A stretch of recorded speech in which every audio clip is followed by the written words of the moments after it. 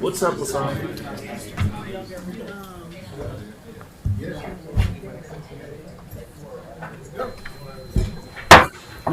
Good morning and welcome to the St. Charles Parish budget hearing on Tuesday, October 28th, 2025 at 9 a.m. in the council chambers in the parish courthouse. Please silence all electronic devices and remove all hats. This meeting is called to order with a prayer and a pledge of allegiance from Pastor Charles Johnson Sr. with Mount Zion Community Church in Booty. Let's bow our heads. Most gracious everlasting Father, Lord, we give thanks to you once again for another opportunity just to call upon you. For knowing, Lord, that we need you, we can't do without you. We just thank you right now, Father God, in advance for all the business that's going to take place today, that you'll be in the midst today. That everyone, Lord, hearts be lifted towards you, their thoughts, Lord, be guided by you, and most of all, decisions that are made will be pleasing in your sight. Once again, we say thank you for all that you've done, doing, that you will do. For in your name we pray, amen. I pledge allegiance to the flag of the United States of America, to the republic for which it stands, one nation, under God, indivisible, with liberty and justice for all. Thank you, Pastor Johnson. And Councilwoman Skiba will not be in attendance for this budget hearing. Budget message, 2026 Consolidated Operating and Capital Budget. Parish President Jewell. Thank you, Chairwoman.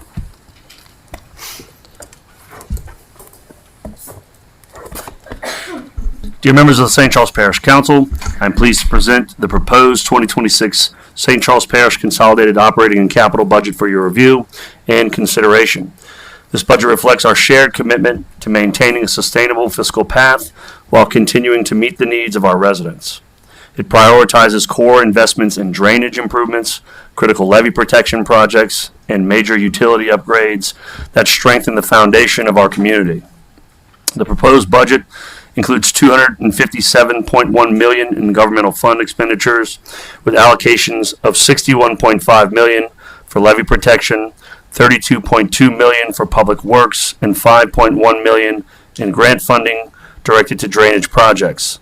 Projected revenues for governmental funds totaling $185.8 million, supplemented by a beginning fund balance of $95.9 million carried over from 2025. Over the past several years, by working collaboratively with the St. Charles Parish Council, our assessor, sheriff's office, school system, we have reduced our parish's total millage rate from a high of 118.41 mils to now 100.9 mils, the lowest level since 1992. I believe that it is prudent that we continue to examine the parish revenues and pursue millage reductions when feasible. This approach will not only provide direct relief to our residents and businesses, but it also fosters a competitive tax environment that encourages investment and growth, further positioning St. Charles Parish as a place where families and businesses want to live, work, and thrive. Since May, our administration has worked diligently to ensure that this budget reflects thoughtful decision-making and responsible stewardship of resources. Sales tax revenue represents 29% of total revenues, which remain strong and are bolstered by anticipated industrial expansions in 2025. We also expect a modest increase in the total assessed value of the parish, with an additional $30 million added to the parish's overall valuation, bringing the total to $2,570,225,000 and ranking St. Charles Parish 7th in the state. This budget invests heavily in both maintenance and capital improvements. It provides funding for essential projects such as the Engineers Canal pump station replacement, the Primrose Canal bank stabilization, Paul Frederick and Kindler drainage improvements, and the West Bank sewer plant conversion. In total, more than $130 million is dedicated to public works and levee-related capital projects. We also recognize the parish's needs identified by the Drainage Master Plan significantly exceed the funding currently available. For this reason, it is important that the administration and council continue working together to identify additional revenue sources that will allow us to accelerate the implementation of critical drainage projects. At this time, we remain committed to enhancing quality of life in our parish. Investments in recreational facilities and programs complement our infrastructure priorities, reinforcing the health and vibrancy of the community. This year's budget includes funding for the West Bank boat launch, sand volleyball courts, and a parish dog park, to name a few. Recognizing that our employees are our parish's greatest asset, the budget also includes a 2% cost of living adjustment to the pay plan, along with merit-based pay raises for eligible staff. The 2022 revision of the parish's pay plan, combined with our continued investment in personnel, has proven effective in ensuring that all departments remain well-staffed, trained, and equipped to provide the essential services our community depends on. In closing, I want to thank the St. Charles Parish Council for your ongoing collaboration and support. I also extend my appreciation to the Finance Department and all of the parish employees for their dedication in preparing this budget. Despite the lingering impacts from events such as Hurricane Ida and the COVID-19 pandemic, our employees have consistently delivered for our residents. With this budget, I am confident that 2026 will be another year of progress and growth for St. Charles Parish. Sincerely, Matthew Joel. All right, thank you, Parish President Jewell. Council members, do you have any questions or comments on the budget message? All right, seeing none, we'll get moving. Ordinance scheduled for public hearing, introduced at the previous meeting. File number 2025-0161. An ordinance to approve and adopt the appropriation of funds for the St. Charles Parish Consolidated Operating and Capital Budget for the fiscal year of 2026. Okay. I'd just like to ask that all representatives here please remain here after presenting until we do a public hearing, just in case anyone would have any questions. We'll begin with the General Fund, page 84 in your book, count number 001-400-205, District Court Judge Connie Oquan. Good morning, President Jewell, members of the council. Thank you for having me this morning. I am here to answer any questions regarding the district court budget.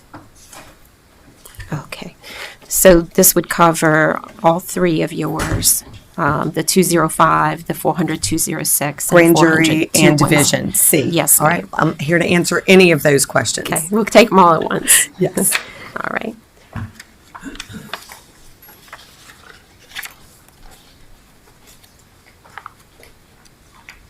Okay, council members, any questions for Judge Oquan? All right, seeing none. Thank you it all for for your yours. time and your continued support. I do apologize that I cannot stay. I have a criminal docket waiting for me, but if there are any public questions, come get me. I'll come right back in. All right, thank you very much. All right, moving on. General Fund account number 001-400-207, pages 86 through 87. District Court Division D, Judge Rochelle Farrig. Good morning, everyone. President Jewell and members of the council, I want to first start off by thanking all of you for your continued support. We are very blessed to have such a beautiful facility that you've provided us with. I've submitted my proposed budget, and as you can see, I've worked to streamline and actually reduce the expenses of my office. And so I am open and available for any questions that you all may have. Thank you, Judge Farrig. Any questions for Judge Farrig?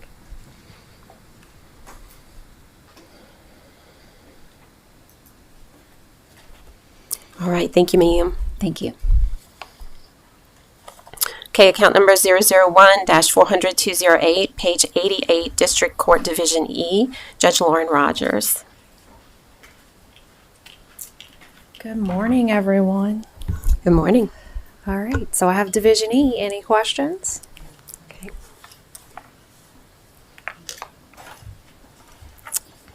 All right, I don't see any questions. Thank you. Thank you, everybody. All right. Moving right along, 001-400-235, page 90, District Attorney Joel T. Shessel.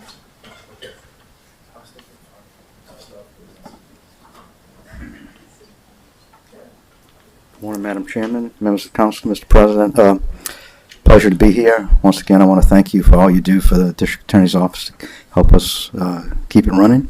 I'm here to answer any questions with my staff who knows all the details more than I do, but thank you very much. All right. Any questions? Any questions? All right, seeing none, thank you. All right, 001-400-240, page 91, Clerk of Court, Lance Marino. Good morning. Good morning. Madam Chairman, Mr. President, members of the council. I want to thank y'all for your continued support of the clerk's office. And also I want to say I appreciate my inclusion in the 2026 budget and hope ultimately for your approval on the final approval of the budget. All right, thank you. All right, any questions on the Clerk of Court's budget? All right, thank you. Thank you all. Count number 001-400-410, page 95, Registrar of Voters, Mr. Brian Champagne.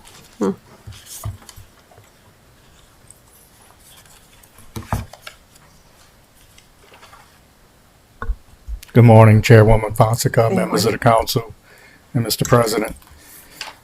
Just like everyone else, thank y'all for supporting my office. And my budget has really been kind of standstill for many years and slight increases in some categories. And for next year, I'm asking for an increase in postage because we're implementing a second canvas where we're going to have to notify the voters, see if they've changed their address. And also, and of course, postage costs has gone up considerably. And I've also added $500 to office supplies because next year we're going to have the party primaries. And I just don't know what to expect in need of supplies. And, you know, we'll have 4 elections probably next year, and we'll have a need for early voting commissioners. So that's pretty much it. All right. Councilman Fisher. Thank you, Madam Chair. Is there going to be any change in voting machines from the state? Are you hearing anything about that? We're not clear yet. They've started the process of selecting a new voting machine. From what I understand, there's a push to do it statewide, implement the whole program statewide. And in the past, when they did it in the early 2000s, they started with the larger parishes. And then they worked their way over a few years to the smaller parishes, because if you vote on election day, and the clerk can attest to that, the machines they're on their last life. I mean, they've been scavenging parts. They can't even buy parts. The machines we have in my office for early voting are being rented right now. So we're not completely sure how they're going to go about implementing a new system, but a new system has to come into effect soon because we just can't continue to function this way. And there will not be any additional cost to us, right? It's all state. There may be some additional costs if we have to do a few things in my office for early voting, and I'm not sure what the clerk may need. But as far as that, the machines will be purchased by the state. Other than all the training we've been going to for these party primaries, and I'm sure we'll have a lot of training to do in Baton Rouge, you know, with the new machines. Thank you, Brian. Appreciate it. Thank you. All right, Councilman Pillier. Thank you, Madam Chair. Would you know, Mr. Champagne, if the machines are going to be paper ballots with the electronic tabulators? Did you ever get any clear signal as to what they're going to be looking like when you finally get a decision? The way the law is written, there has to be a paper component. So there will be some sort of paper ballot. It'll either be a marking device machine, which they have to have those for handicapped voters and people that, you know, have any sort of need for assistance. Or it'll be a combination of that and a ballot. You would come to a little table and hand mark it, and then you would walk up to a tabulator yourself and feed it in. So there is going to be a paper backup some sort that can be audited, which now we go through a lot of audits, and our system has worked pretty well. Good. Thank you very much. Mm-hmm. All right, any more questions? Seeing none, thank you. Appreciate it. All right, count number 001-410-100, page 133, Sheriff Greg Champagne.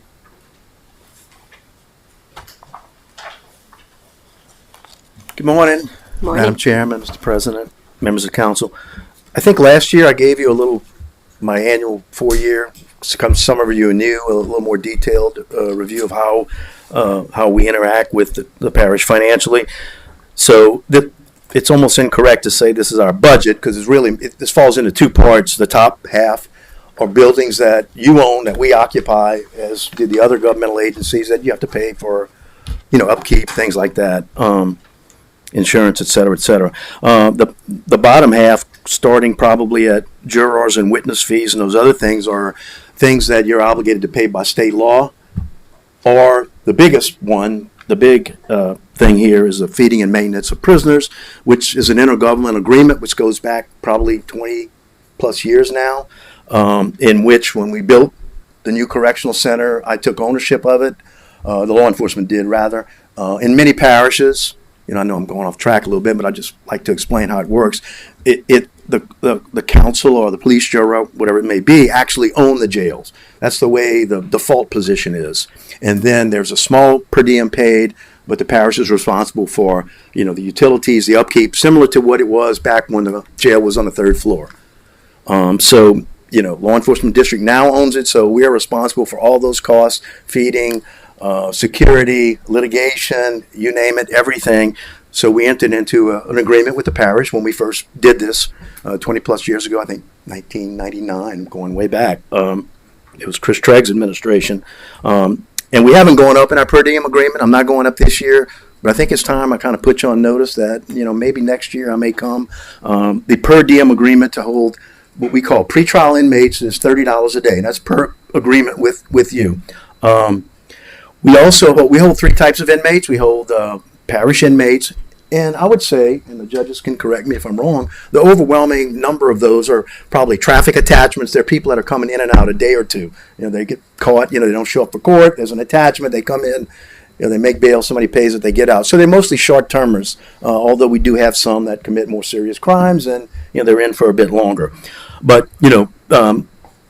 your financial officer, Grant, has done a great job over the years. So, we can average out and we can sort of see what the trends are on how many pretrial inmate days occur. And actually, I think, Grant, correct me if I'm wrong, 2024 was probably one of the lowest numbers that we've had in a long time. So we're actually going in a better direction than most other places. Crime is still running at very, very low rates. So this is an estimate of what, and I'm talking about feeding and maintenance of prisoners down there in that last section. Really those numbers were, compiled by Grant, which are probably accurate. We hope they're going to be less than that, and they probably will be less than that.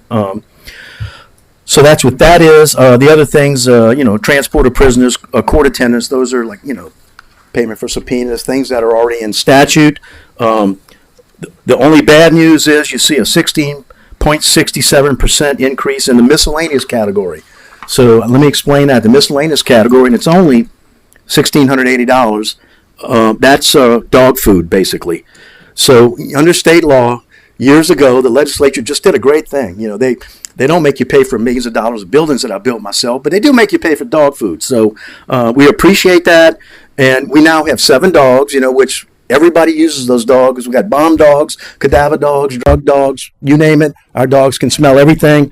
So I just want you to know that 16% increase of $1,600 is really going to good use to feed our dogs, and we just appreciate it so much. So, but it is an increase, and because we have 7 dogs now. So anyway, things are good. That was a little bit of humor, as you hopefully detected here early in the morning. You have any questions of me? And the point is, when I talk about going for an increase, $30 per diem, that's all you pay. I mean, when we go back to the days when the jail was on the 3rd floor, the council was probably putting out twice that much money 30 years ago. Because at that time, you were paying for the medical care of those inmates, you were buying all the food, you were paying a whole bunch of things, anything in connection with running a jail, not to mention the leaky sewer pipes and everything else it was causing, which all that is gone and fixed now, thank God. But I hate to say this, and maybe I need to read The Art of the Deal, but that deal has worked out much better for the council than it has for my office, because you have saved a whole lot of money and me not so much. But we're still making it. I'm not crying. We're doing okay. But it's a good thing. The U.S. Marshal Service, we have a contract. We do hold some federal inmates. And when you do that, they come and they do a complete analysis of what it actually costs to hold a human being in a jail every day, and they add up all of the things, the cost of security, meaning the salaries of deputies that work the jail, pro rata, food, medical care, which is one of the biggest costs, everything from the light bill, the water bills, all that stuff that we pay. The Marshal Service estimated, I have a contract that we have with them they pay me $85 a day. And that's not like just some windfall. It's what they actually estimate the cost of holding a person in jail is a day at our facility. And in many places, it's much more. So I'm letting you off with $30 a day. We got rid of our state inmates a few years ago because the state government just was having sheriffs sit on DOC, which means sentenced inmates, and they were paying us $26 a day. I got rid of mine because I was losing a lot of money on it. Just the prescriptions for state inmates we were losing money on. So they finally, in the generosity of the legislature, went up to $28 a day last year. Isn't that great, huh? But for somebody like me, it's still $60 less than it actually costs. So I said, you could keep your state inmates, thank you. I have a few just to clean up as trustees, but that's about it. So I may ask you for a little bit more than that 30 next year. I'm not going to go crazy with you, but maybe a little bit. So I just want you to warn, so you got a year to think about it, but it won't be much. But I thank you. Sorry about that. I went on, I like to. All right. I like to make it. Councilwoman Let's have fun, Councilwoman O'Daniels. Any questions? Thank you, Madam Chair. Sheriff, I'd like to thank you for everything you do. This is a topic that comes up in our statewide PJAL groups all the time. Your what? In our PJAL, Police Jurors Association, okay. State groups, Yeah. the discussion about maintenance, feeding and maintenance of prisoners comes up all the time. And we are blessed to say that this does not break the bank. It does for some parishes, and I want to appreciate you for working with the parish. Thank you. Well, thank you for acknowledging that. All right, Parish President Jewell. Yeah, I just want to take the opportunity. I'll give you any amount of time. Is there anything else you want to say this morning? I don't know yet. We'll see. Okay.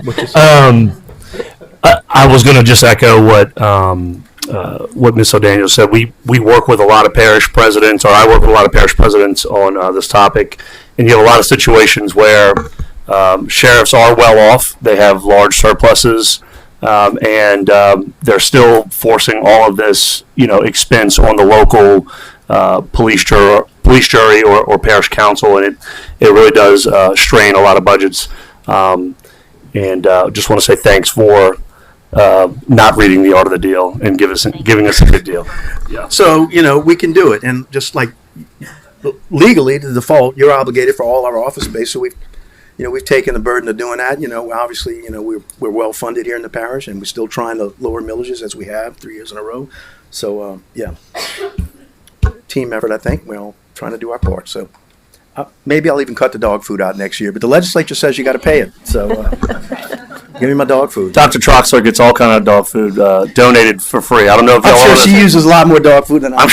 I'm sure it's a specialty police dog diet, but she might have something that'll work for you. We keep them lean. Yeah, I keep those dogs very healthy, so you don't have to worry. All right, thank you, Sheriff you. Champagne. Okay, file number 001-430160 on page 141 through 143, coroner. And we have Mr. Barry Minnick here filling in for Dr. Brogel.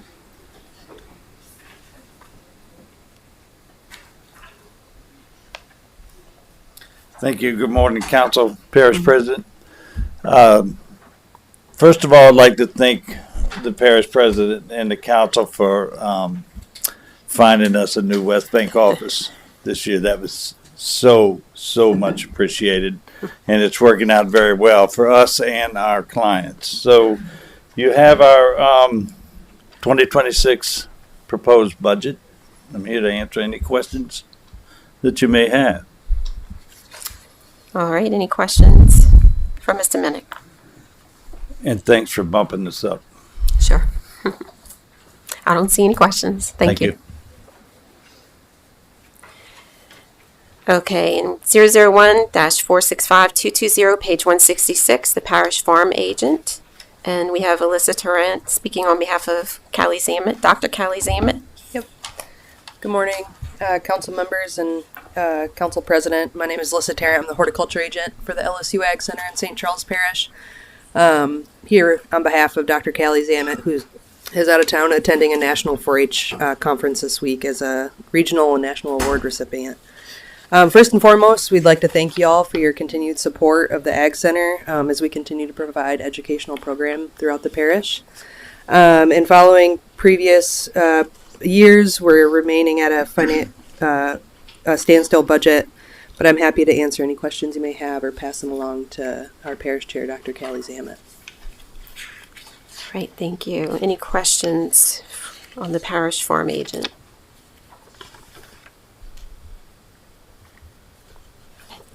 Okay, thank you. Thank you all. All right. File number 2025-0161 is now open for public hearing. If there's anyone who would like to come up and speak regarding any of the items that have been discussed thus far, please do so now. Please state your name and address for the record, and you will have 3 minutes to speak. Okay, seeing none, public hearing is closed. Any further council discussion? Seeing none, thank you all for coming.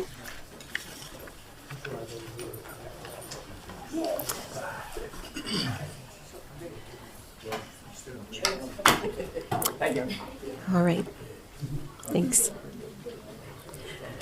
All right, moving on. General fund account number 001-400-110, pages 70 through 71. Council, Ms. Michelle Impastato.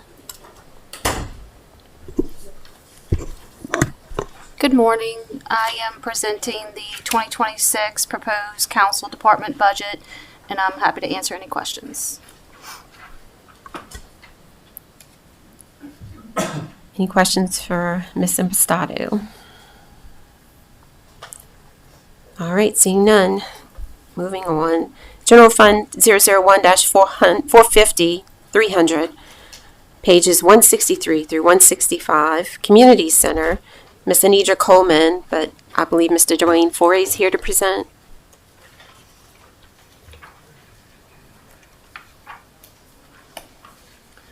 Good morning. Thank you, Madam Chair, members of the council, Parish President Jew. Yes, I'm here to present our Edward A. Dufresne Community Center budget for 2026. Be happy to answer any questions you may have regarding this budget. Thank you. Thank you, Mr. Forey. Any questions for Mr. Forey? Councilman Pilier. Thank you, Madam Chair. I noticed the line items in there in everybody's budgets, pretty much contractual services and professional services.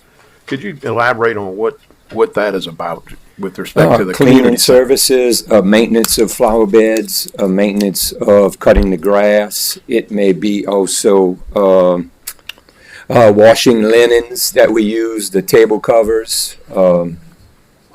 Anything we contract to our outside vendor subcontractor. Great. Thank you. Any other questions for Mr. Forey? Okay, seeing none, thank you. All right, thank you. Okay, we're going to move on to special revenue funds, account number 116. And this is going to be retired senior volunteer program. Mr. Forey, you're up again. Yeah. I didn't have that list. All right, thank you. Well, I'm here to Okay. present And- our primetime senior budget 2026, Okay. which is kind of rolled into our. Oh, zero. Yeah, I don't have anything to talk about. Okay. $0. Is there any? It's enrolling it into. You knew what I was going to ask. Yeah, Okay. we have to show both years. So after Right. this year, it'll be gone. So, Okay. So it'll be renamed. Yes, it'll be under their budget in a separate department code. Gotcha. Thank you. So, Mr. Forey, you have several that we're going to go through. And I'm just going to read them out and then ask the council members if they have any questions. We have 116, 430-251 on page 213, which is federal. Then we have 116, 430-260, page 214, which is state. We have 116, 430-270 on page 215, which is local. And then we'll move on to recreation after that, so don't go anywhere. Any questions for Mr. Forey on the retired senior volunteer program / primetime senior budget? All right, moving on to recreation, count number 113, pages 204 through 209, recreation.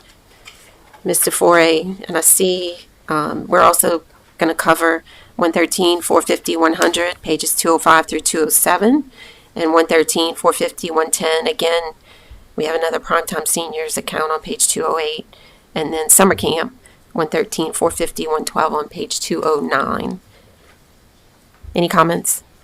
No, Okay. present all of those budgets to you this morning for 2026, and be happy to answer any questions you may have regarding any one of those funds All right. to the best of my ability at this present time. Thank you. Councilwoman O'Daniels. Thank you, Madam Chair.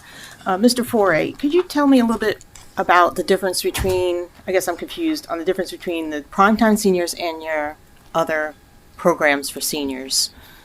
Is there a difference? No, there's really no difference. I mean, we do some adult fitness and fitness classes for our seniors. What we did was we rolled out everything from RSVP that we were doing and got rid of the federal grant and kind of rolled that into Parks and Recreation. And then we have a dedicated fund for our primetime seniors, for our Fall Fest, for our Volunteer Appreciation Day.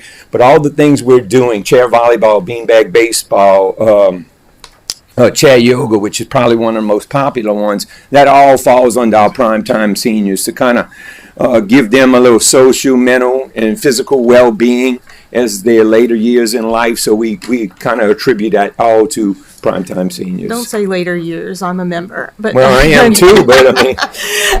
But anyway, the other account, which we looked at a second ago, what does that? I know what primetime seniors does, and then you have the other account, which is, we just talked about, it was like 200. What, RSVP? Yeah, the RSVP, yeah. Is that the return? That was the federal grant Okay. that kind of is going away, and we slowly transitioning everything Merging. from that to, without accepting any federal grants, because all that's Right. funded here, and we were able to roll some things, some cost savings into Parks and Rec, so it really helped out. Okay. Probably overall, we're probably saving a little money over the long run. I think it's an excellent program. I'm just trying to figure out the differences between the accounts. Correct. Thank Yeah, you. but we like to think we enhance the program, and if you follow us on any social media, you see the seniors having a wonderful time. I participate, so yes. Yeah, it's true. I forgot about it. You do. All right, thank you. Stay healthy. All right. Councilman Pilier. Thank you, Madam Chair. Mr. Foray, I probably have a few questions about different pages here. One of them was a Environmental Protection Agency for $500,000. Can you elaborate on I that? don't even have any idea about that one. The EPA? I don't know. Am I reading this wrong? Environmental Protection Agency, Recreation? 500 grand. It's grant funding. It's revenue. Yeah. Grant funding. Grant funding? Okay. Would that be for the boat launch? Yeah. Yeah, that's the boat launch dollars. Good.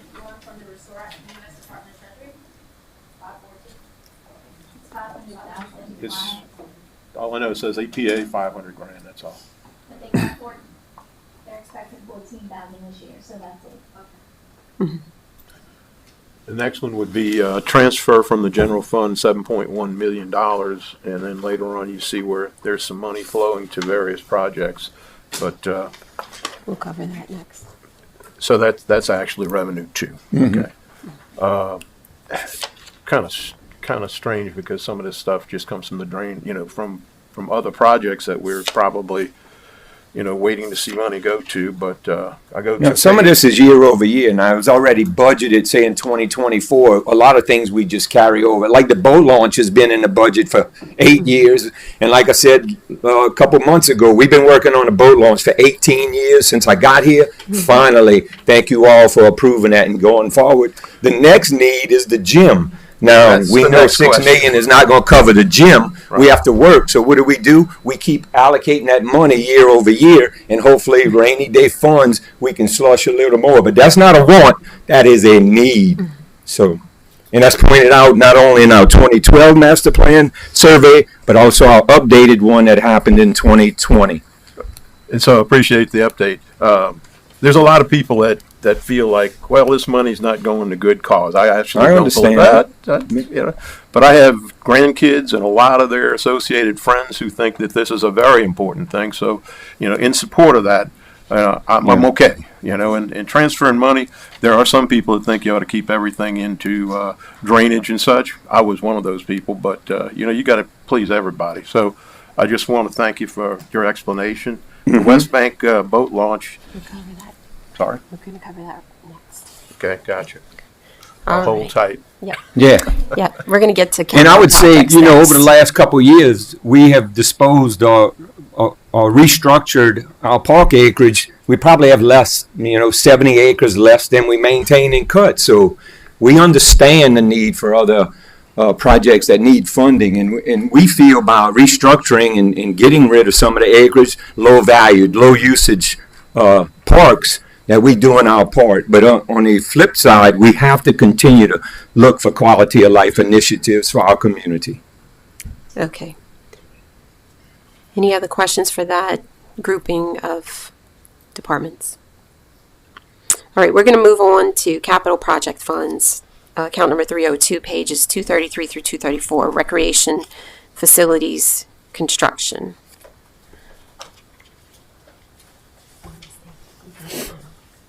It's not even in there. Yeah. No. And we're going to go back. I'm going to allow Councilman Pillier to ask a question from the previous grouping. Okay. Well, we have, thank you, Madam Chair. Sure. We have under the West Bank boat launch, we have $4 million, and I know the contract, which we recently approved it, is like 4.9, close to $5 million. So I'm hoping that we have enough. Then they have something here for West Bank boat launch repairs. Was that the 3127 repair? No, that was not. That was the one that was actually underneath the crossover for Highway 90. In Desalman? Yeah, Desalman's. The current launch. It had sustained some damage during Ida. And we did a quick fix, thinking we didn't want to put too much into it because we knew down the line a state-of-the-art facility was coming. So we just continued to kind of transfer that year over year. Gotcha. And West Bank Bridge. Now, Park- if we run a little short, I don't see any problem using that for the boat launch, because I think that one would probably go away. Another one here was West Bank Bridge Park Phase 2. And could you elaborate on what that actually Well, that is? would be just like we did Field 1 and 2. We would be turfing and looking for sponsors to do the turf fields for 3, 4, and 5. Also adding the LED lighting. We also are going to improve drainage on that side. That's kind of the newer side of West Bank Bridge Park. We did the old side, which was Field 1, 2 concession stands and restroom. This would be 3, 4, and 5. And reconfigure some of those fields. Like 5 is 300 foot down the line. We don't need that anymore. We don't have a 15 to 18-year-old league. We have Field 1, both at East Bank and West Bank. We would probably bring that down to 200 feet so we can impact more of our 12 and unders, which we have the majority of kids at that age. Under the architectural engineering fees, we have the East Bank Bridge Park Gymnasium. And I'm wondering, is there a target as to when that might start? You might get some bids and contracts or whatever. Yeah, I'm hoping before I ride off into the sunset, but I can't give you an estimated guess right now. Some things are out of my control. But if you find $6 million, we'd be happy to take it. Another 6. That's all I have. Thank you very much. All right, thank you. All right, thank you, Councilman Pillier. Councilwoman Wilson. Thank you, Madam Chair. Mr. Foray, I was looking at the improvement other than buildings from 2025, and I was comparing it to what we have now. And I was just wondering, the monies, and I know that we've had some work done on Keller Street. So last year it was $300,000 that was in the budget. Right now, I don't see anything in this budget here for 2026. So I was just wondering where It's still in 2025. Matter of fact, the delivery of that restroom facility is supposed to happen mid-December. Okay. So we hoping that it gets closed out in 2025. If it does not, that money would transfer to 2026. Okay, all right. But, you know, it looks good that it'll Yeah, be it closed does. out. So, and that's great news because when we first started the project, they told us 6 months and it's only been 2 or 3 months. So the restroom would be set by the end of the year. Okay, all right, thank you. And that's the only piece we have left with some beautification and things that we want to do too. Yeah, it looks Thank good you. so far. Yes, thank you. Yes, Thank you. Thank you, Councilwoman Wilson. All right.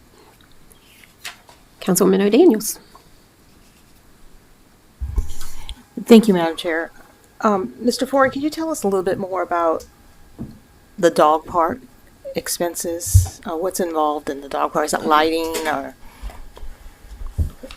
I hadn't looked at the plans in a while. We have a meeting in 2 weeks to get, now that the road is complete, it's getting there. So we're going to meet with the engineer. We have, you know, dog park playground where they can run and do all the little things, have an entrance, have a restroom. And then I don't recall the lighting on it. I just don't. I'd have to review that and get back with you. Okay, I was just trying to figure out what the expenses were for necessarily. With some, you know, every dog park is different. Some are just, you know, runs or grass. You're talking about having, you know, extra like, I don't know, activities or equipment. Yeah, equipment. Dog and okay. dog equipment. And a big dog area, small dog area. Right, fencing is Yeah, expensive. That kind of correct. thing. All right, thank you. All right, Councilman Fisher. Thank you, Madam Chair. Mr. Ford, you talked to us last year, and we're going through this process about vandalism. Do you have an estimate on vandalism repairs for 2025 that you've spent? It's probably close to 125,000. And I hate to say it, the 100,000 comes from Ormond Park. I know it was kind of high, and I see you got about 50,000 for major repairs, and I know that's pretty much dedicated to that. So I know you have to move some money around for that. So Yeah. That's why we keep the 100 in various field and playground equipment. Things pop up. exactly. And, To keep you know. it down, and I know that's usually. Is there any plans? Is there anything to install some deterrent stuff? Cameras? Yes, something? we have cameras. We just upgraded the camera system at Ormond. Very high tech, facial recognition, the whole 9 yards. But the majority of it takes place, you know, in the restrooms. And is there any other parks that are facing this kind of same thing, or is it just kind of hit and miss? But the majority is the Ormond Park. That's correct. Okay. Yeah. Like I said, I know that. Wanted to ask you that again. I know you and I have had that conversation several times, but yeah, that's a big chunk of money that comes out of Mm-hmm. programs for you to be able to fix this stuff. So it's a shame we can't do something about that. So, but I guess it's the world we live in now. Thank you. Thank you. Councilwoman Wilson. Thank you, Madam Chair. Mr. Foray, the bathroom on Keller Street, as far as the plumbing, so are we going to pipe into the school, old They school? have a line that runs right along the street.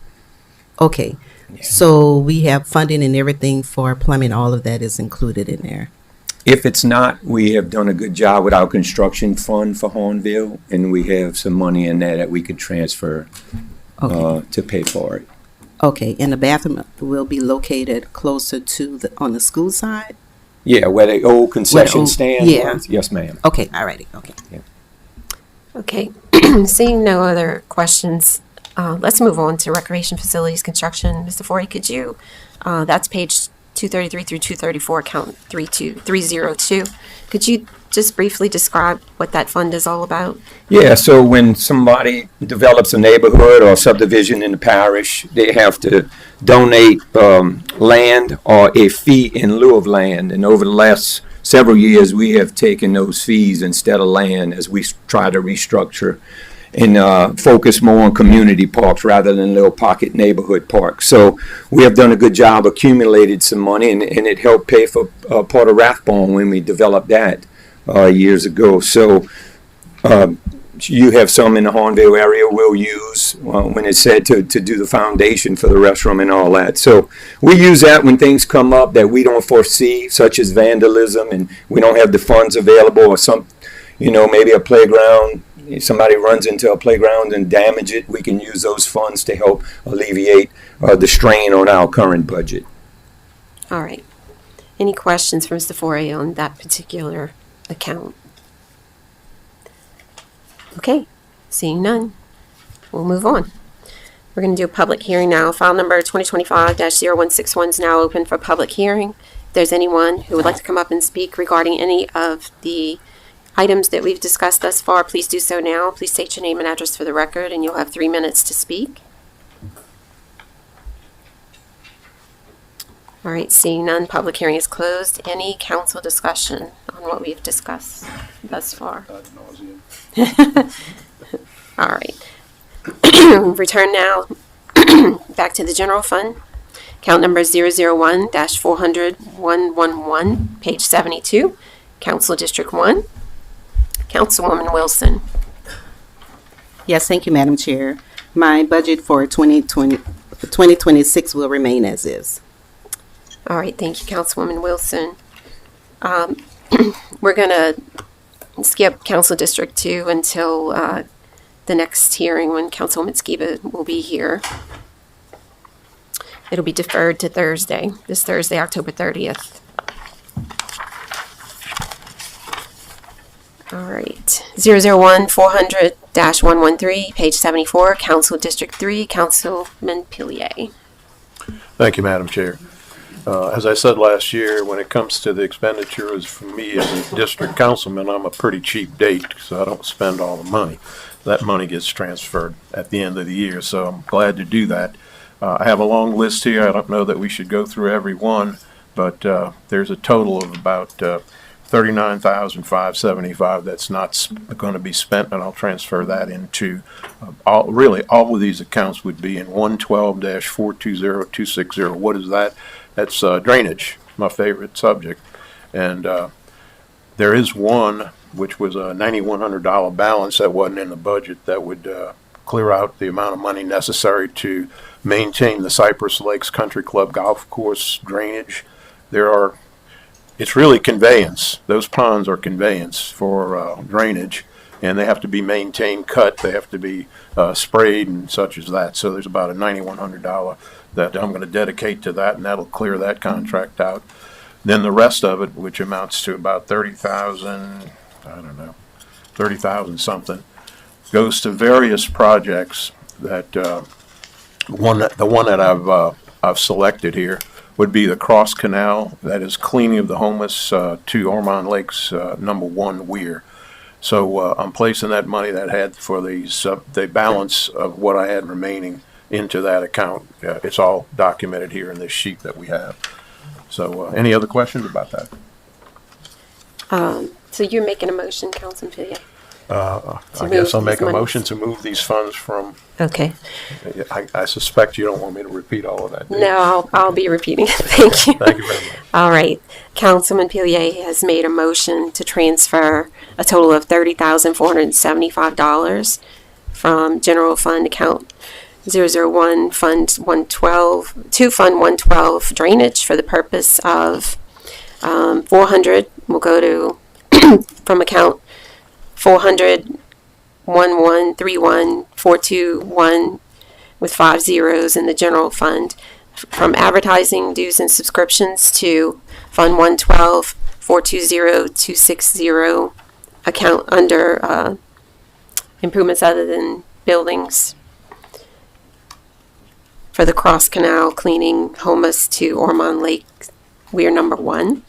Another $3,140 from account 400, general fund account 400-1131-422 with 5 zeros under printing and duplication and typing to account, the same account, 112-420-260 improvements other than buildings, same purpose, Cross Canal cleaning homeless to Ormond Lake Ormond Lake's weir #1, and $5,700 from account general fund account 400-1131-424-10000 under postage and box rental to, again, account 112-420-260 improvements other than buildings, Same purpose, Cross Canal, cleaning homeless to Ormond Lakes.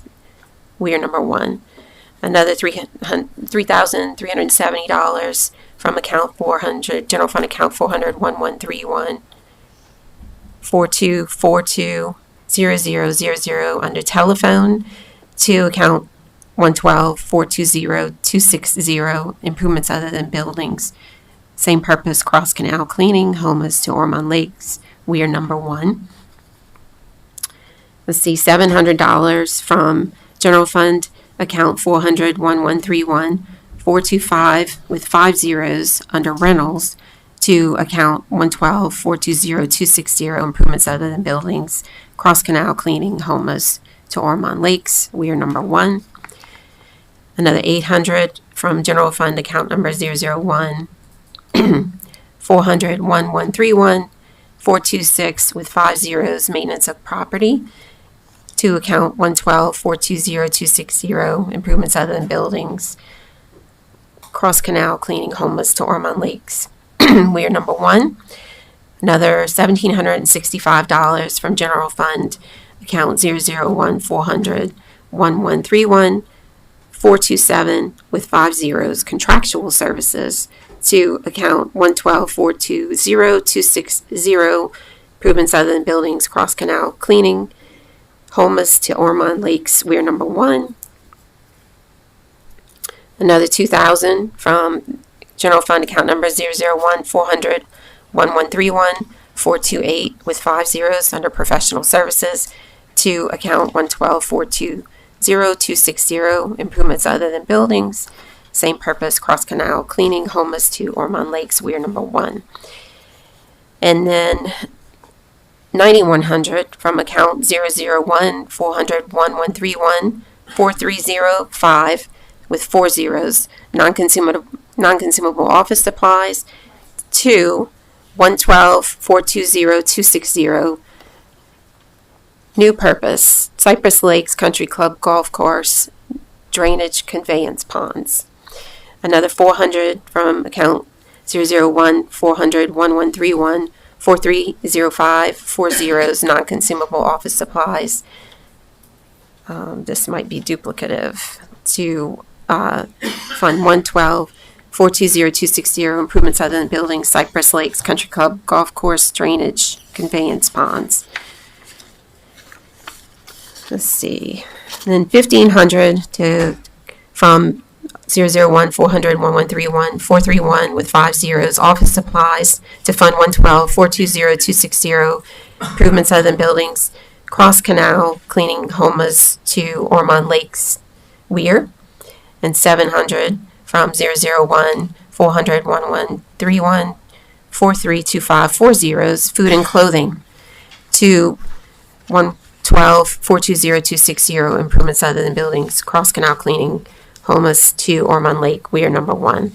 And then $10,000 from account number 001 400-1131, 441, 5 zeros, travel to Fund 112-420-260, Cross Canal cleaning, homeless to Ormond Lake. We are number 1.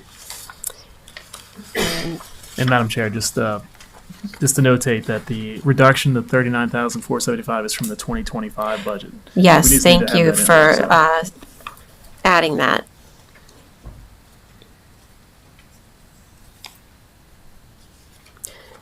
All right, thank you, Councilman Pillier, for your very detailed motion. All right, Thank you. motion on the floor by Councilman Pillier, seconded by Councilwoman O'Daniels.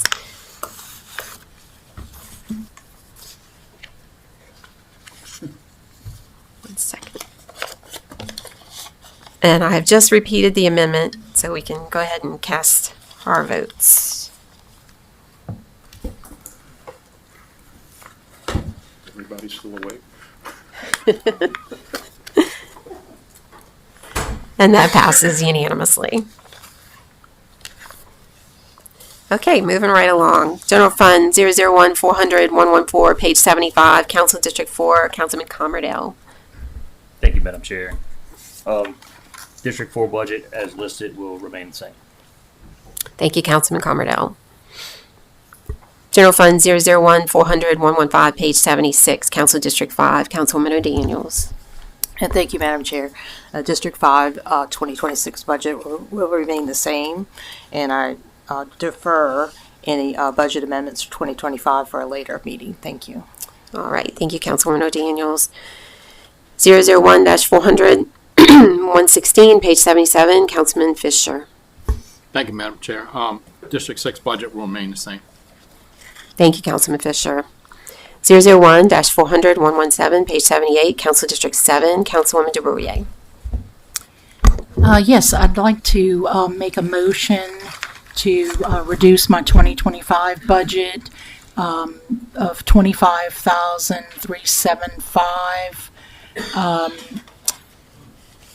and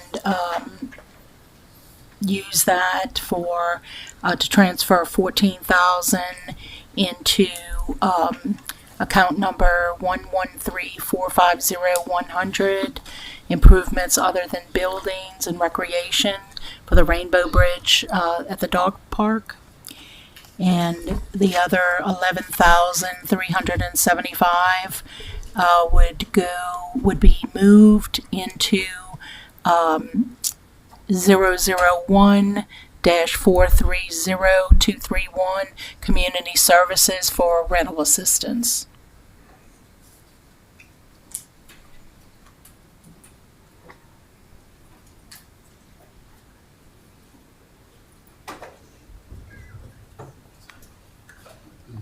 That's all from the 2025 budget.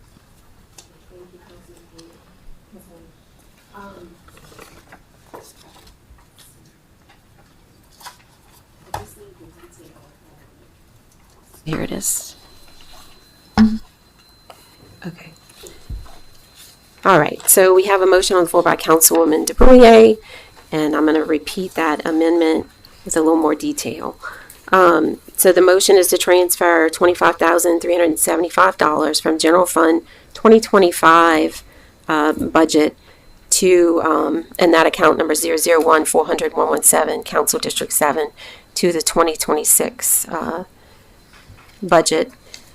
And so in detail, that would be taking $2,000 from 001-400-117-4222 printing, and 001-400-117-4241 postage, $4,690, 001-400-117-4242 telephone, another $1,600, 001-400-117-4250 rental, another $700, 001-400-117-4260 maintenance of property, $800, 001-400-117-4270 contractual, another $2,985.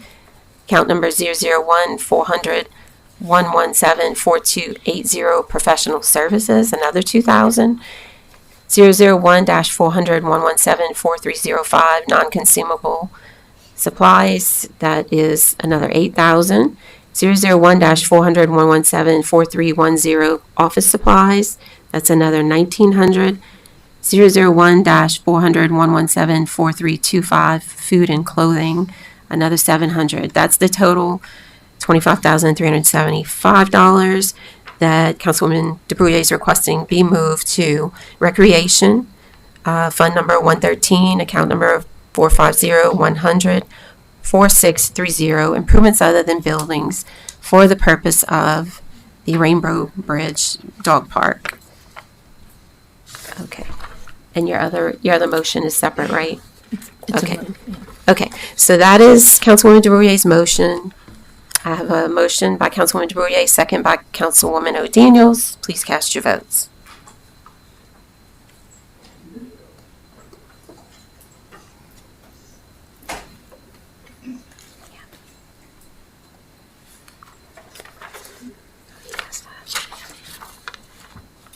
And that passes unanimously. Okay. You want to wait on the... The second motion would be to move $11,375 from the general fund to 001-430231, Community Services for Rental Assistance. Okay. Councilwoman DeBrie, if you don't mind, if we could postpone that motion. I don't have the breakdown for the $11,375. Okay. If I can get that. It's part of the 25,000. Yeah, it's what you just read. It was in that total 20,000. Right. Oh, okay. Whatever. That's So- why I was putting it together. Yeah. And it's actually Okay. 430, 234, not 231. I got you Those are the now. wrong count number. It's 234. 430, 234. She said 231. That was my mistake when I sent the email yesterday. It's community It services is 430, 234. Yeah. Okay. Sorry. Okay. No, the motion's on the floor. Let me repeat that just so everyone understands. The 11,375 that Councilwoman DeBrie is talking about was part of the previous total that I mentioned being taken from the general fund. And she's asking to move it to Community Services General Fund 001-430234 under rental assistance. And that,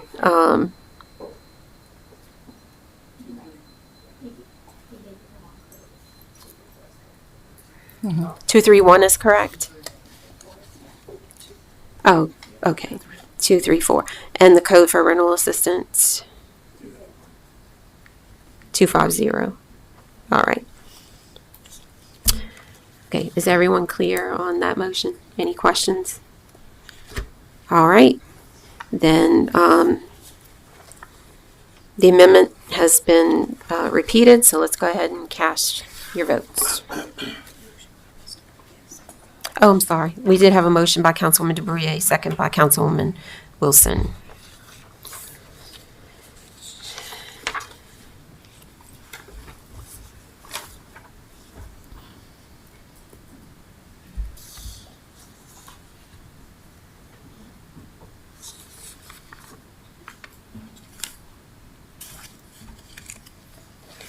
And that passes unanimously. All right, moving right along. General Fund 001-400-118, page 79. Council Division A, Councilman Mobley. Madam Chair, Division A budget will remain as is. Thank you, Councilman Mobley. General Fund 001-400-119, page 80, Council Division B, Holly Fonseca, and my budget will remain the same as is. Okay, we have 001-400-310, pages 93 through 94, Parish President Matt Jewell. Parish President Jewell. Thank you, Chairwoman. My budget is remaining relatively flat, going up just by a little bit for personnel services. Thank you, Parish President Jewell. All right, we're going to move on to special revenue funds. Fund 102, pages 178 through 179, Parish Transportation. Mr. Bingham. Good morning. Welcome to the Parish Council. President Jewell, I'm here to answer any questions that you have on any of the budget items that I have before you this morning, starting with Fund number 102. So we'll take them one at a time. Fund 102, any questions from council members? All right, seeing none, we're going to move on to Fund 112, pages 190 through 203, Roads and Drainage. Pages 190 through 203.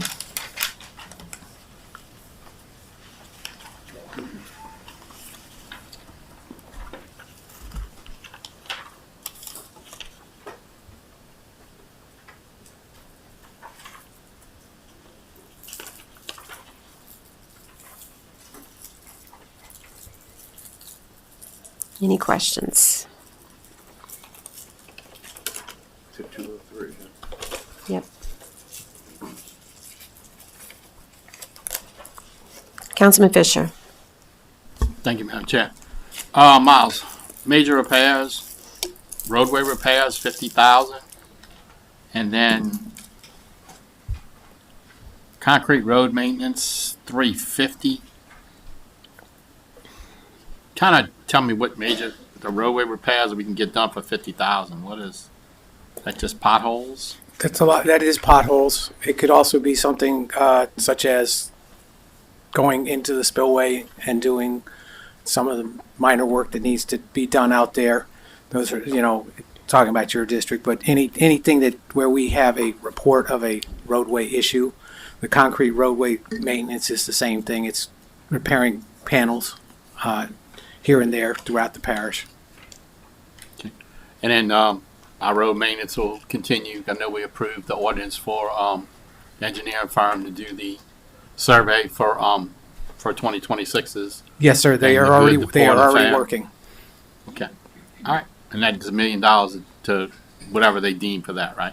The $1 million goes towards roadway repairs and also from 102, which is the state funds that we get. So we get about $1.5 million a year that we put towards that. All right. Thank you. Councilman Pilier. Thank you, Madam Chair. Mr. Bingham, there's just a term here I'm not familiar with under transfers, and this is on page 193 toward the bottom. Indirect cost allocation for $2,050,000. What is that? I'm gonna look at Grant. Indirect cost is the cost that the general fund charges for all the services that we offer to all the individual departments outside of the general fund. It's determined by, we hire a third party, is it Maximus? No, what do they call themselves now? So they've changed their name 3 or 4 different times. But they do a determination based on all the services we offer, whether it's payroll, IT, purchasing, all that kind of stuff, and they determine a number. Obviously, with them being our biggest department, that's their fee. So that's, you'll see it in all the departments outside of the general fund. You'll see It was a big figure. Yeah, but for them, because they're the biggest. There's a big book that breaks down number of journal entries, outputs, like it takes Yeah, everything into it. it's a big audit they do every year for us. Thank you. I noticed here Willowdale has, a widening, and I hadn't seen that project so far. Is that something that's going to hit us next year? That is an in-house project that we have designed.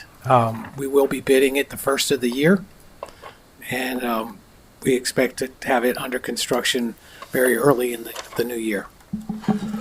So we don't see too many of the in-house projects that end up getting listed and all of this. That's why I was curious about it. In this case, this is a big enough project that it's going to have to be bid. A lot of times our in-house projects are smaller, and we can do them without having to put them through this. But this is a bigger project, but something that our in-house design staff could do, and we wanted to take it on and get it done. Okay. Page 196, the improvements other than buildings, it's West Bank Bike Paths Phases 4 and 5 to the tune of $2,083,000. I guess I was under the impression there is already a bike path, but what does this project entail? So it's a big chunk. This is this is on the West Bank. Yes. This is the remainder of the bike path out going towards Kelowna. So this goes from the end where it ends out at the end of Hanville and goes through the plant area and goes out to Kelowna. So that is that budget. Okay. Moving on. The ones that are most interest to me, obviously, is the drainage stuff. And looked at the CN Railroad. I'm going over to 201, page 201, and of course 202 and 203, having to do with the engineering services as well as the construction. And I took a breakdown of what you have here, and it's for 2026 a budget of $1,112,151 for construction. 300,000 for engineering, and then it doesn't have anything for other fees. And I know this project we approved not too long ago, and it's actually beginning, so it has a capital projects contract cost of around $10.5 million. And I'm wondering, I look all over to try to find out where this money has been tied to this particular project, and I'm struggling to get to the end point of $10.5 million. Okay, I can help you with that, sir. There's more. We have some Go Mesa funds which are listed. We have some Louisiana Community Development Block Grant. Last year it was $6.3 million. This year I see $4.3 million. So I'm a little confused as to what we've got there. And the only concern here is that we have things budgeted, because I really, you know my feelings about this project. I'm only about 400 feet away from it. Yes, sir. So part of the problem is this is the 2026 budget, and one of the things that we have to balance in the way we develop the budget is what we leave in 2025 and what we move to 2026. So what you're seeing is the dollars that we have in 2026. This project is already started, as you know, and we have money in 2025 to pay for anything that we do in 2025. And that'll be the remainder of the money that you're looking for. Gotcha. So, in essence, if you took the 2025 budget for engineering, for construction engineering and other fees, and then you add to that the GOMESA and the yes, sir, community development, you should probably get there. I We'll get still to the couldn't 10 make million. the number match, but that's the side. It'll be very close. Okay. There are others that don't necessarily match to what we're seeing here, but if you do add things up, I guess it'll get pretty close, and I'm not going to belabor the issue. So thank you for your explanation on that. Councilwoman Wilson. Thank you, Madam Chair. So, Councilman Pillay, you asked a question about the West Bank bike path. But my next question that I have is the update on the River Park drainage improvement and also on the Bamboo Low Street drainage improvement. Yes, ma'am. Okay, so let me start with River Park. We have done some work out there. We still have work to do. As I think you and I have discussed previously, there's a piece of property that we need to try and get a servitude across, and I have not made contact with that owner yet, but we do need to do that so we can get to the bigger ditch in the back, and then we need to improve that ditch as well. But we continue to work on things like that. Those are mostly done in-house, so you don't, and that what we've got, the money we've got here will be for any acquisition that we need to do and any work that we need to bid out. Okay, so the property owner on River Park, is that going to happen this year in 2025, or is it going to happen in 2026? I think it's going to happen in 2026 because I don't think we're far enough along to make it happen in 2025. Okay, so 2026, you contact the property owner, and he or she they agree to whatever the information you all talk about. Yes. When would the project start? As soon as I could get the agreement in place, I could actually have our staff go out there and do that project. So that's going to be an in-house? That will be an in-house project, as has been a lot of the other things that we've done in that area. Okay. Now, going to the your second one. Street, yes. Okay. The first step there is, again, we've actually gotten agreements with one property owner that's a little bit upstream from there, and we're going to start work on constructing those ditches, which will take some of the pressure off of the same area by running water to the back ditch. We're in process of getting the information together to get another property owner to give us a ditch that doesn't exist right now to get to another major ditch. And they have already agreed in concept to what we want to do. So we expect that to go fairly quickly. We'll dig those ditches, and then once we see what the effect of that is, we will move forward with deciding what our effort we need to do with putting anything under the railroad to improve drainage in that area. Right now, we have a lot of culverts under the railroad. They take a lot of water under the railroad, but it has nowhere to go. So right now, our goal is to try and, until we don't want to put more culverts in, have more water go, and then just turn around and come back at us, which is what's happening right now. So getting these ditches in place behind the railroad tracks will help us get that water out of there, and that will make a substantial improvement in that area. Okay, because one of my concerns is that the new subdivision, I do see work, that they are doing some work in that area. So I just want to make sure that we get the work done on the Bamboo side to make sure that, everybody is covered from Avalon all the way to probably River Park. I'm not exactly sure the exact who all would be affected by it, but definitely Avalon to Keller Street to get that pressure, since that new subdivision will be coming with those 100 plus homes. Yes, ma'am. We are working on all of that. Okay. All right, Councilman Pillier.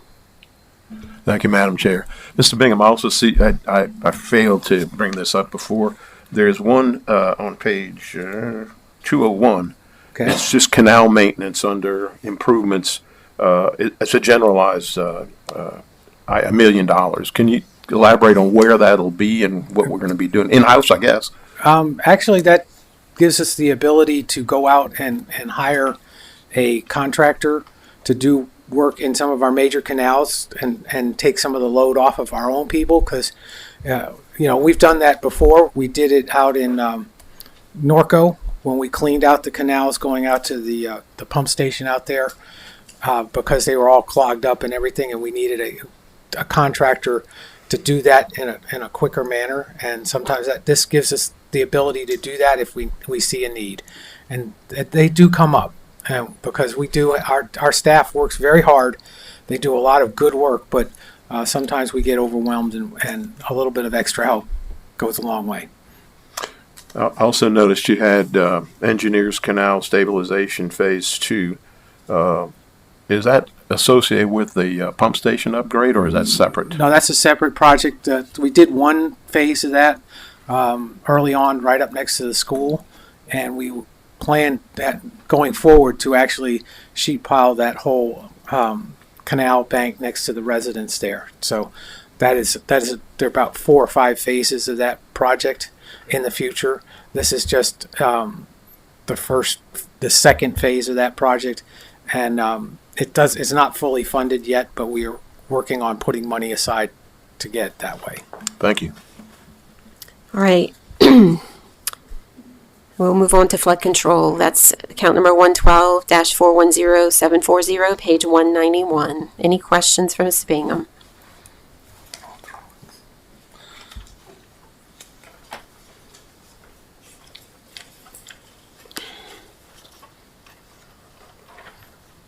Okay, seeing none, we'll move on to paved streets.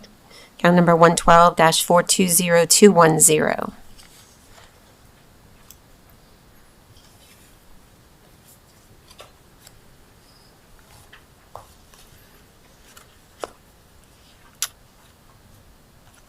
Seeing no questions, we'll move on to account number 112-420230, pages 195 through 196, sidewalks and crosswalks. Any questions?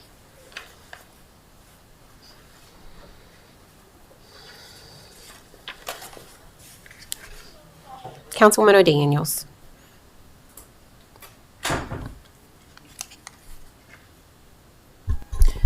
Mr. Bingham, can you tell me whether the sidewalks on public roadways are covered within this? Is that something that the parish covers, or is that something that's just optional depending on, like on River Road, for instance, where there's sunken sidewalks?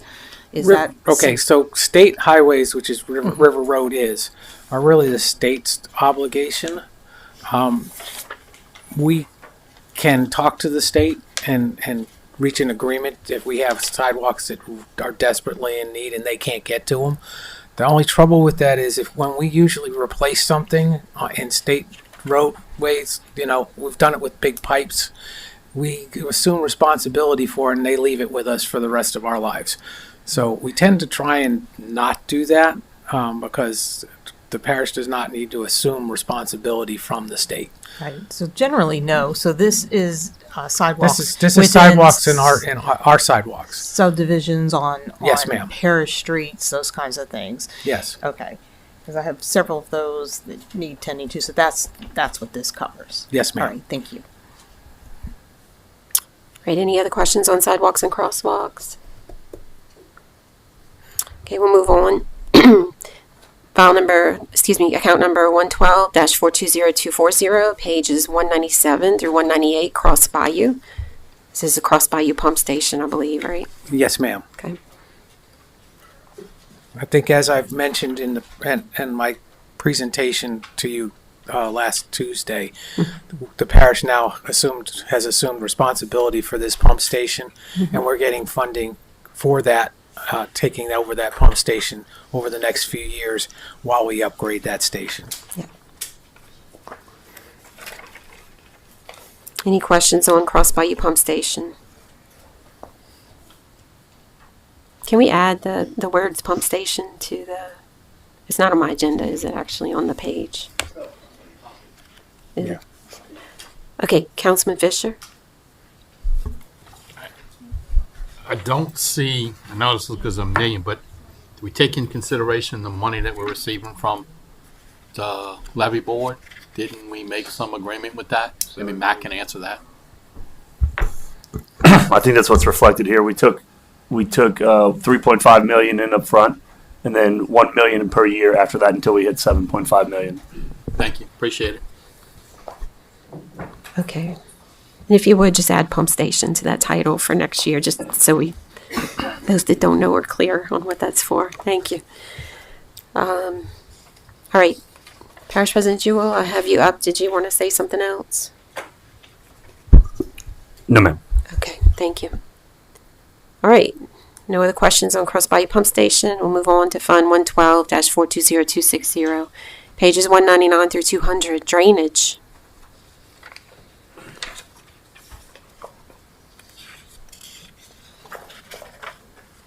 Any questions on drainage?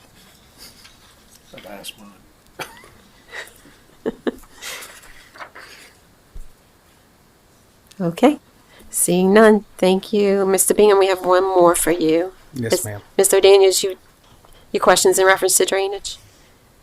Madam Chair, no, I wanted to rewind a bit and ask a question about sidewalks and drainage. Sure. We have bounced all over your budget. Yes, we have. So anyway, I'm okay with that. I'm Okay. here to answer I'm your not question. because I got a little lost and I apologize.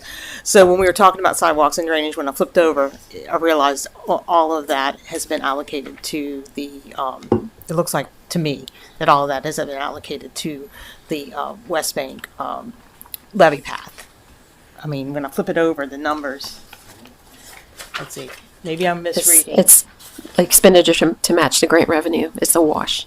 What's that? It's expenditure to match the grant revenue. There's a grant for that we've held for many, many years. And the project just hasn't. I will say, on sidewalks, unless we have a sidewalk project, which the levee path is, we do all the other stuff within our regular budget with our maintenance. Budget. I just wanted to clarify that Yes. because when I Yeah, flipped when over, we I said- fix it, when we go out and fix the sidewalk, that's I done feel like within I my asked the wrong my question. maintenance budget. Okay. Under Public Works. All right, thank you. Sorry about that. All right. Okay, Mr. Bingham, your last one. Account number, Capital Projects Funds, account number 312, pages 236 through 237, Go Mesa Construction Fund. If anyone has any questions about the Go Mesa Fund, that's a fund that we set up a few years ago to pool our Go Mesa account money and so we would have money for projects, and the projects are shown.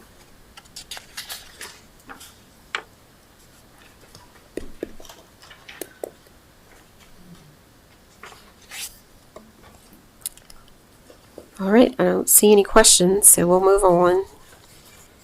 Thank you very much. Oh, excuse me, Councilman Wilson has some questions. Okay. Yes. Thank you, Madam Chair. For the Go Mesa Construction Fund, I'm looking at 2025 papers compared to 2026. It has the King Horn Street drainage improvements. Is the funding still here for King Horn Street, and it just is in the rollover? King and Han Street is fully funded. I'm hopeful, since we've changed the design of that project, that we will actually, I think we have $3 million total in that project. I'm hopeful that we will be able to do it for less than that, and that maybe we can move some of that money to some other drainage projects in your area. All right, thank you, Mr. Bingham. Thank you. You all have a good day. You too. All right, Special Revenue Funds, account number 105, pages 180 through 182, Road Lighting, District Number 1, Justin Tassan. Good morning, members of the council, Parish President Jewell. Good I'm here to morning. answer any questions you all may have regarding the 2026 budget for contract monitoring.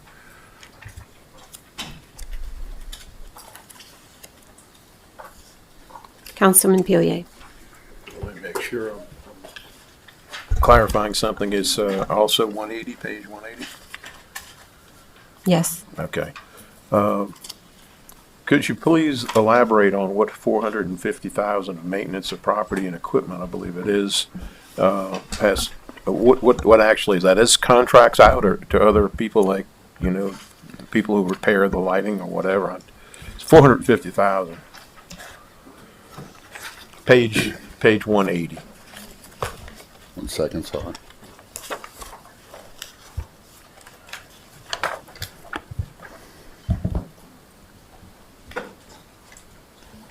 I may have to defer the grant on that. The magic man.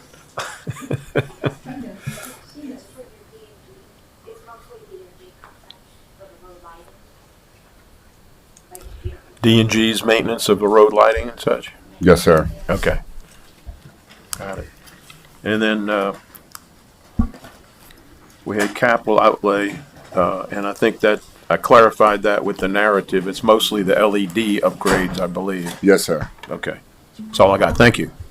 All right, any other questions on road lighting? All right, we're going to move on to account number 114, pages 210 through 211, mosquito control.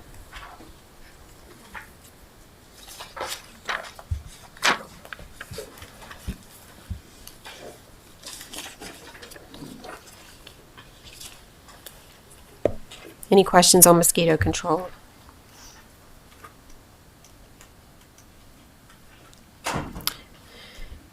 Okay, seeing none, I'm going to skip over to enterprise funds. Account number 450, pages 263 through 265, solid waste collection and disposal.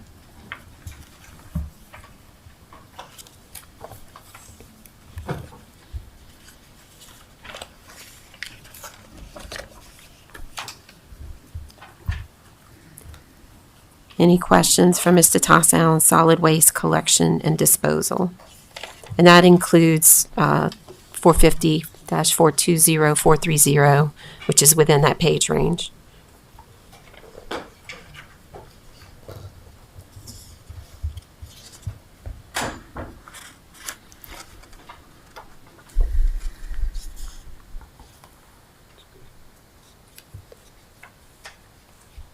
All right, seeing none. Thank you, Mr. Tassin. Okay, thank you all. Okay, back to special revenue funds, count number 123, pages 217 through 219, flood protection, Mr. Sholey.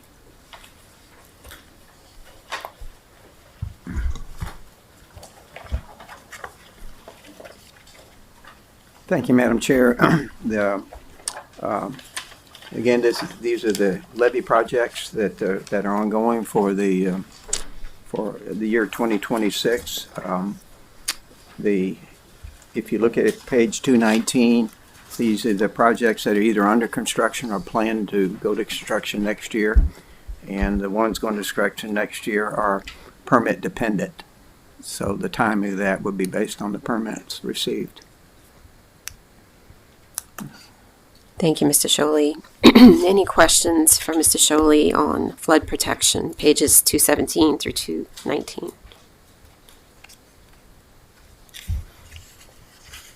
Councilman Pilyea. Thank you, Madam Chair. Mr. Sholey, the Norco, the Engineers Canal Pump Station, there's $12 million. Is that going to be all completed within there? There's money, there's dollars in the 2025 budget that rolls into that. There's a total of $18 million. And obviously, the month stations, that's all that's going to be expended within this budget next year, which is $13 million, correct? Right. Thank you. Plus what's not been spent, what's being spent this year already. All right, any other questions for Mr. Sholey on flood protection? Okay, don't go anywhere, Sam. We're going to skip over to capital projects funds, count 310, page 235, West Bank Hurricane Protection Levy. Did you say 310? Mm-hmm. Yeah, well, there's no new revenue in 310. That fund has finally been closed out after all these years. It was a bond fund that was primarily used for Kellogg pump station, T-wall, and for the Parity Gate. But it's finally closed. All right, thank you. So since the account's closing, we'll move on. I'm going to do a public hearing now. File number 2025-0161 is now open for public hearing. If there's anyone who would like to come up and speak regarding any of these items we've discussed thus far, please do so now. Please state your name and address for the record, and you'll have 3 minutes to speak. All right, seeing none, public hearing is closed. Do we have any further council discussion on items discussed thus far? Okay, seeing none, we'll move on. All right, enterprise funds, count number 401, pages 244 through 251. Wastewater, and there's several funds within this fund. We'll take them, several accounts within this fund. We'll take them one by one, but if you'd like to open up Sounds good. and say anything. Thanks, Madam Chair. Council, I'm here to answer any questions on the wastewater fund. Okay, so the first one that we'll take is the administration on pages 245 through 246, account number 401-420-451.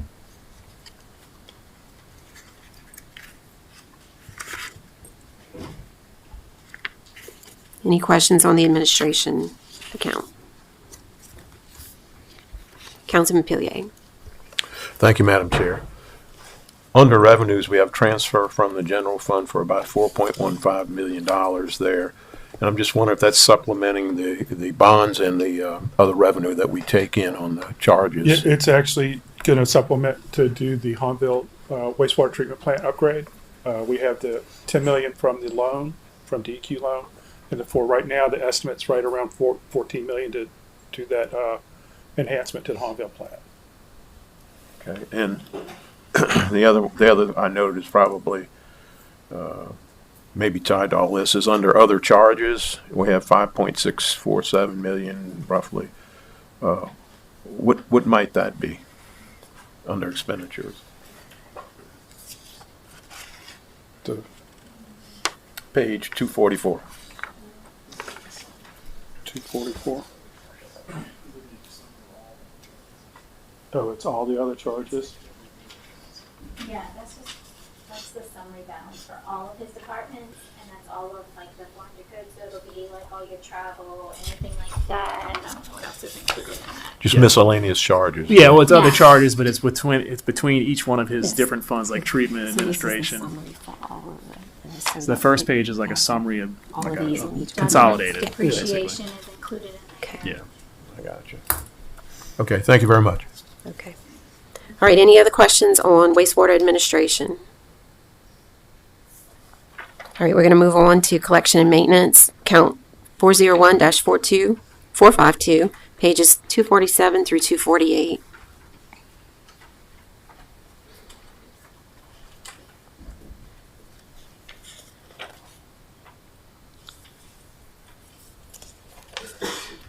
Any questions on collection and maintenance?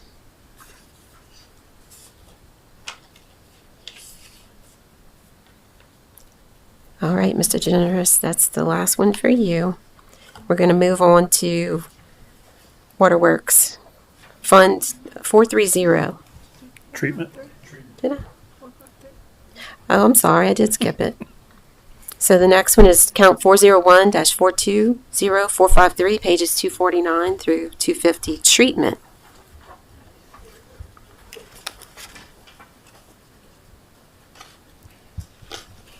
Any questions? All right, I don't see any questions. Thank you. Thank you. All right, moving on. Fund 430, pages 252 through 262, Consolidated Waterworks District Number 1. Mr. Gordon. Good morning, members of the council. I'm here to answer any questions you might have regards to these funds. Thank you, Mr. Gordon. The first one we'll take is count 430-42541, pages 253 through 254, administration.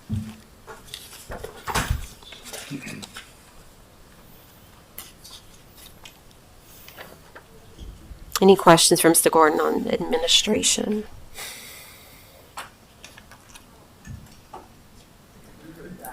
All right.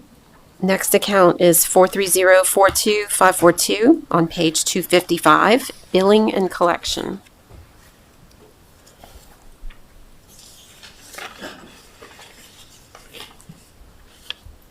Any questions on billing and collection? All right. Count number 430-42543, pages 256 through 257, meter readers.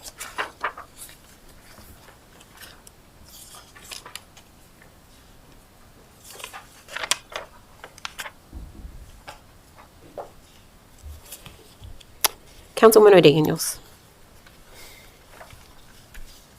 Thank you, Madam Chair. Looking at the meter readers, it looks like the proposed budget is about the same. Is that something, the reading of it, or I thought everything was going to be automated at one point? Can you kind of give us a breakdown where we are with that? As far as meter readers, is this actually the machines? So this is the staff that does the meter reading. Okay. So it's altering a bit. We are kind of moving in the current job study toward more of a meter tech position. So it has stayed relatively the same in terms of the number of staff. However, it seems like we're in the final phase of all the meter stuff that we're doing. So it's in the capital budget this next year. We're spending some funds because we're still doing a base station. We're still doing some repeaters. So we generally have the same amount of people right now. As we get into the final phase of it and the final transition next year, what will most probably happen is one or two of those staff may have less time to do with more meter reading stuff, the physical stuff. In terms of like actually getting out and looking at the meters and such. And they make that person or staff person, it'll probably only be one, maybe two, may spend more time on the distribution side in terms of going out and helping those folks. But for right now, it's kind of remaining constant. Right, and then I guess people are going to ask that in general, when do you expect that all of these meters will be up and running or it could be remotely read? So ostensibly next year, we are basically... The last things that we're doing currently is the large meters. We're doing those ourselves. Those are a lot of meters that deal with all the plants and a lot of the industry. We're also changing out registers. We have a couple of hundred that we're changing out. The staff is doing that in bits and pieces as we get them in. And by next year, I mean, basically almost every residential meter is done. All right. Well, thank you for the update. I know it's not your time to give a report. It's almost. I mean, and the thing is, just to explain to you, the registers that we're changing, those are already automatic read meters. They still read to a laptop, but those registers, those specific registers, need to be changed. We're down to like 500 that we're changing. Thank you for the update. All right. Any other questions on meter readers? Okay, we're going to move on to distribution. Count 430-420-544, pages 258 through 259. Councilman Pillier. Thank you, Madam Chair. I see there's a pretty significant cost for contractual and professional services, and can you maybe elaborate a little bit on that? It's on page 258, 126,000 and 53,000 thereabouts.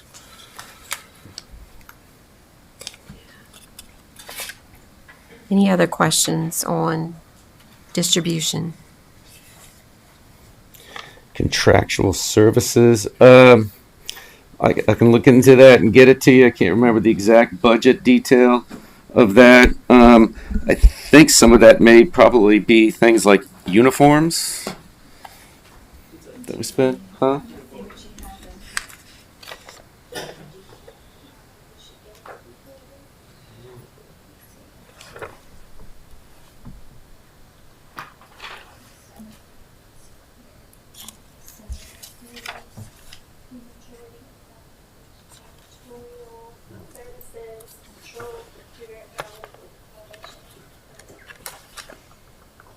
Chlorination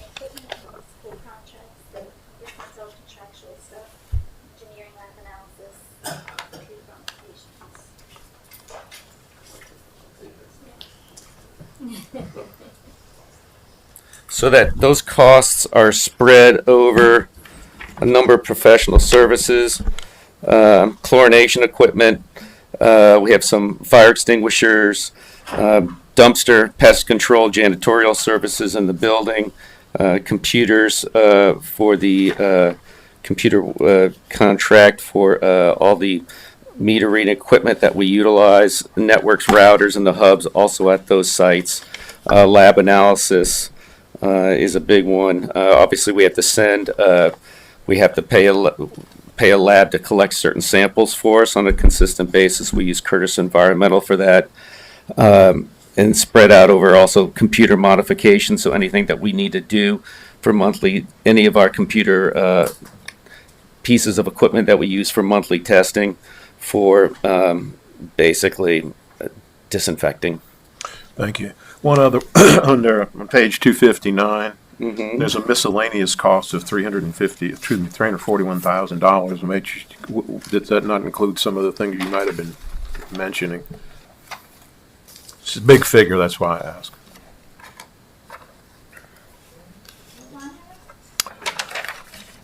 $259 under materials and supplies, miscellaneous.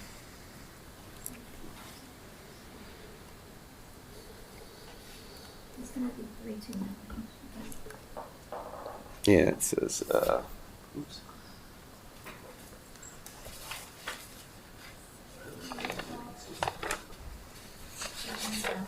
So that is miscellaneous things, anything that would include every part instead. So the other one was actually contractual services for things.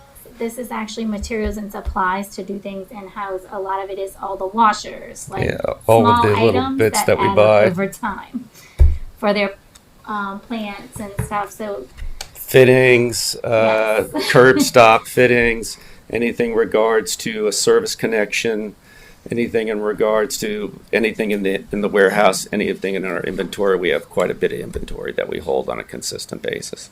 Thank you. Thanks.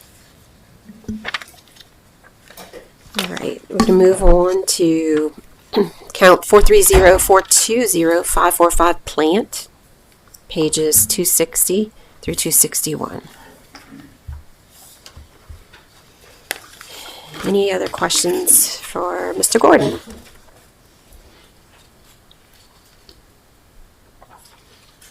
All right, thank you, Mr. Gordon.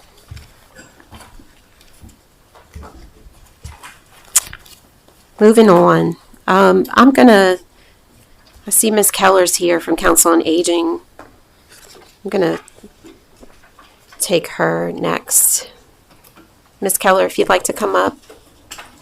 And Council on Aging's budget is in the agency's budget book.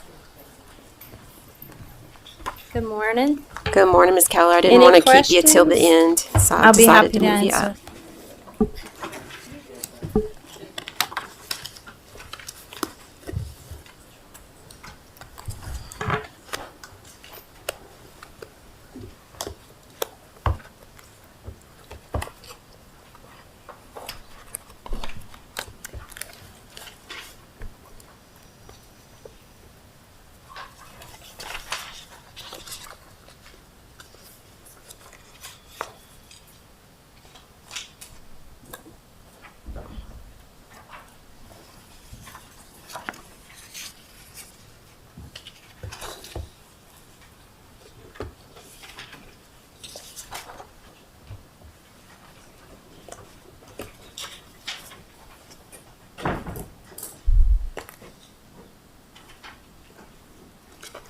Right, any questions for Ms. Keller?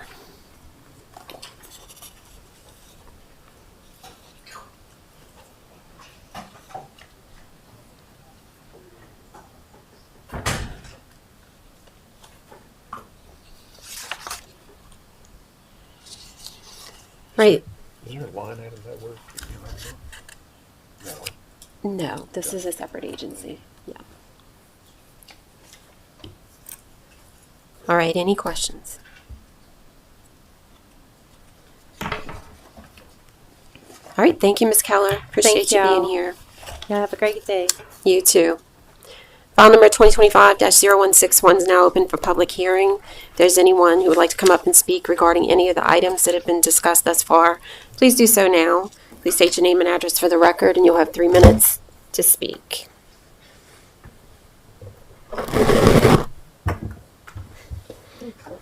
All right, seeing none, public hearing is closed. Any council discussion on items discussed thus far?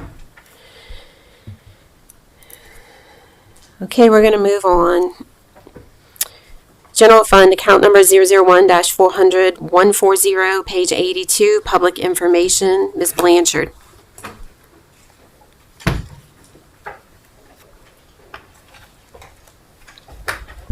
Good morning, Madam Chair, Parish President Jewell, and members of the council. I'm here to present the budget for public information and cable TV administration. So, Ms. Blanchard is also going to accept questions on account number 001-400-635, pages 121 and 122, Cable TV Administration.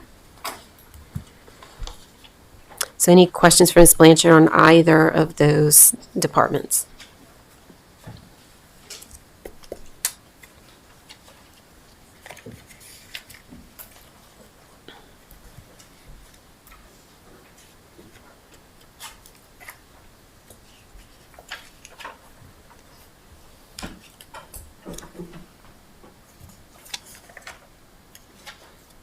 Okay, seeing none, thank you, Ms. Blanchard. Thank you all so much. Okay. And Councilman Commerdale has departed the meeting for another meeting. Okay, moving on. General Fund account 001-400-530, pages 98 through 99, purchasing. Ms. Campos. Good morning, Madam Chair, members of the council. I'm here to answer any questions that you might have on the procurement office budget. All right, any questions for Ms. Campos on purchasing?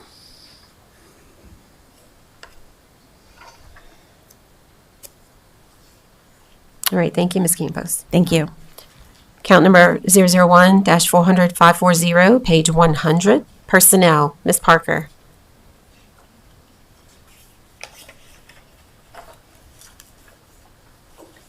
Good morning, Madam Chair, members of the council. I'm happy to answer any questions about my operating budget for 2026. Okay, any questions for Ms. Parker? Councilman Pilier. Hi, Ms. Parker.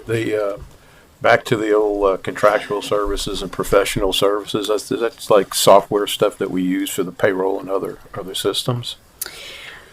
Yes, so our professional services would be our wellness coordinator for Oshner. Any legal fees, our legal advice services would be under that as well. Thank you.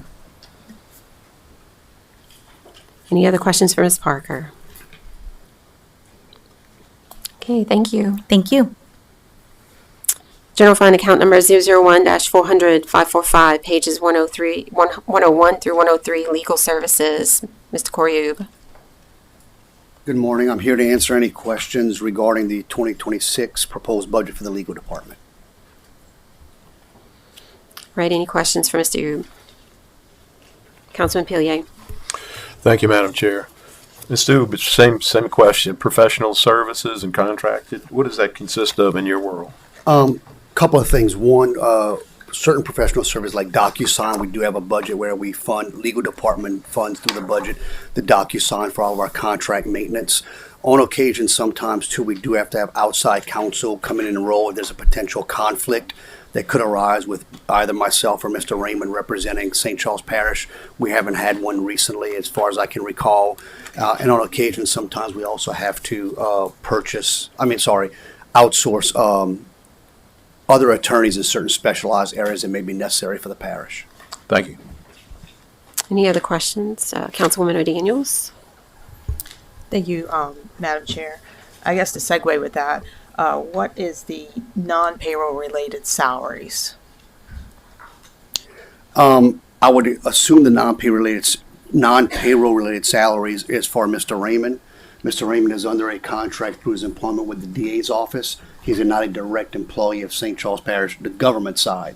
So pursuant to that CEA that was been in existence in the prior parish president, the parish still funds Mr. Raymond a portion of his salary through the DA's office for his work with our legal department. And so you have other independent contractors as well, or just Mr. He's Raymond? the only independent contract that I'm aware of. I don't think there's any other ones.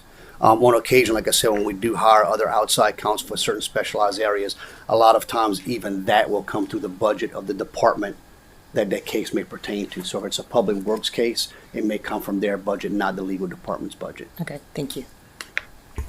All right, any other questions for Mr. Ugue? Thank you, Mr. Ugue. Thank you. Count number 001-400-610, pages 106 through 108, Planning and Zoning. Mr. Michael Albert.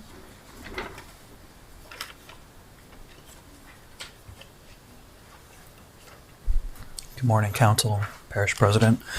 I'm here to represent the three budgets related to the Department of Planning and Zoning. If you have any questions, I'll be happy to answer them. Thank you. Okay. Councilman Pillier. Thank you, Madam Chair. Mr. Albert, same question I've been asking, which is what is the contractual services and professional services consist of in your world? Is it like the South Central Planning or? When it comes to the ICC budget, yes. For the planning and zoning budget that we're talking about at the moment, contractual services are typically grass cutting and demolition services, things that we have to contract out to fulfill court orders or routine nuisance abatement. Professional services relates to generalized planning projects where we, like for instance, the SHIELD plan, the upcoming hazard floodplain management plan, those sorts of things. Thank you, sir. Mm-hmm. Okay, any other questions on planning and zoning? Okay, we're going to move on to Mr. Albert's next department, 001-400-611, pages 109 through 111, Coastal Zone Management. Again, happy to take any questions. Thank you.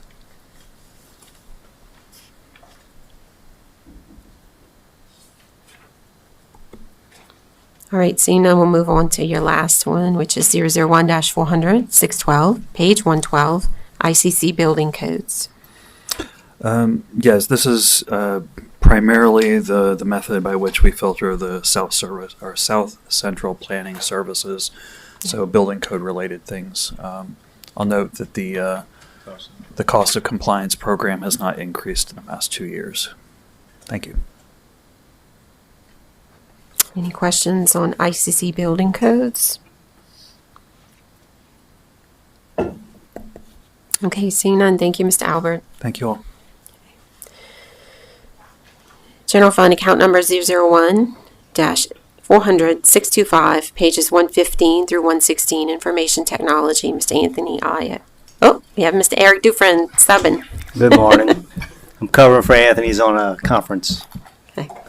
Good morning, Council, Parish President. Y'all have our proposed budget. Any questions?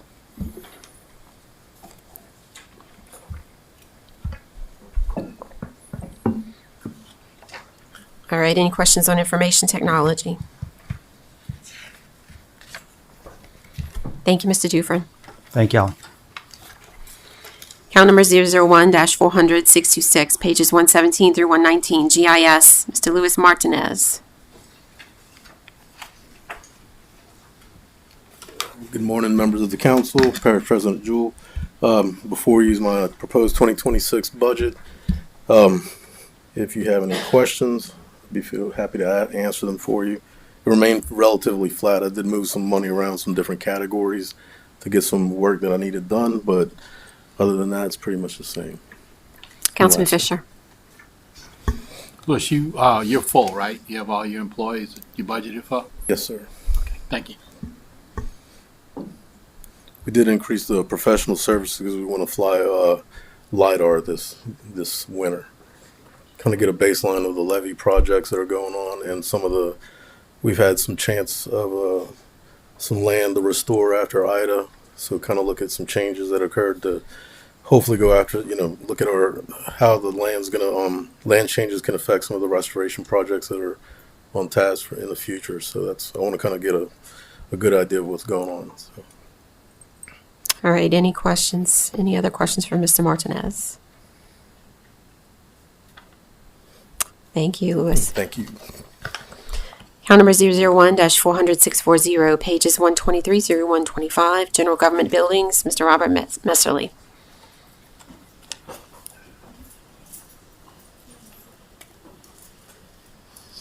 Vice President, Council, here to answer any questions you might have for government buildings.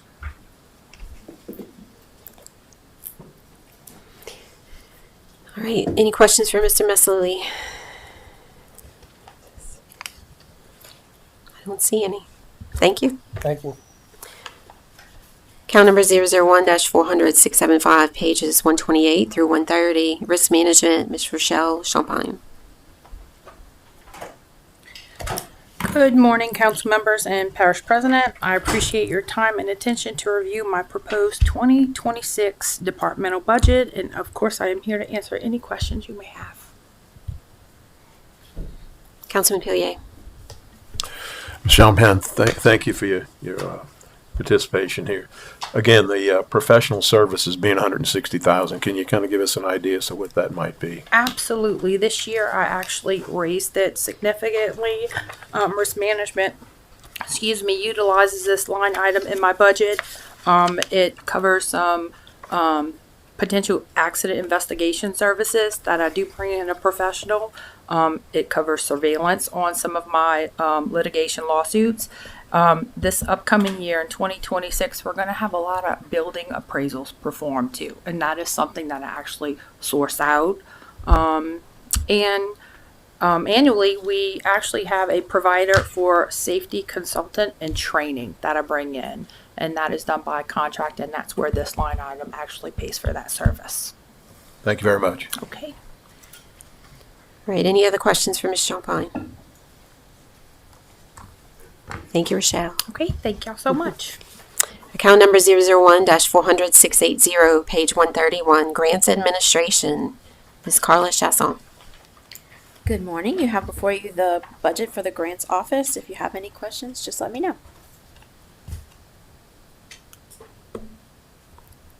Any questions on Grant Administration? Councilman Pillier. Thank you, Madam Chair. The services we get through, say, BBEC, is that under mitigation or is that in the professional services here? So the services for the elevation program is That's going separate. to be in the next budget, but we do have 76,000 budgeted, and that is kind of a contingency amount budgeted in case we have a storm. And we do need to outsource the managing of the FEMA Public Assistance Program. We have that in there, but we don't typically use that funding. And if we do, it is reimbursed through FEMA. Thank you very much. You're welcome. Any other questions on Grants Administration? All right, we're going to move on to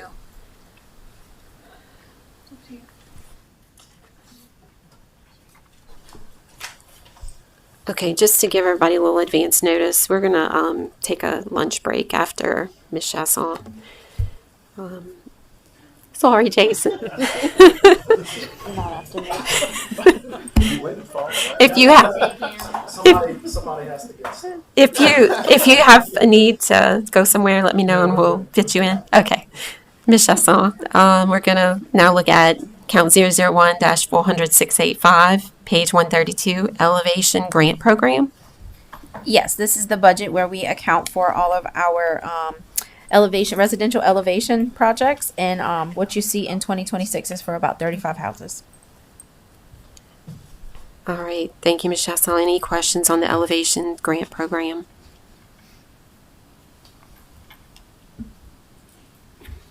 All right, in your last ones under Capital Project Funds, Fund 313, pages 238 through 239, LCDBG Public Facilities Construction. Yes, this account encompasses all of our CDBG funding that we have, and that's for 5 different drainage projects. I would like to make one request on the narrative explanation of capital outlay for the first project listed under the detailed description. It only lists the new Sarpy pump station, but that amount is for the pump station project as well as the new Sarpy culvert crossing project. So I'd just like to go on record to add that.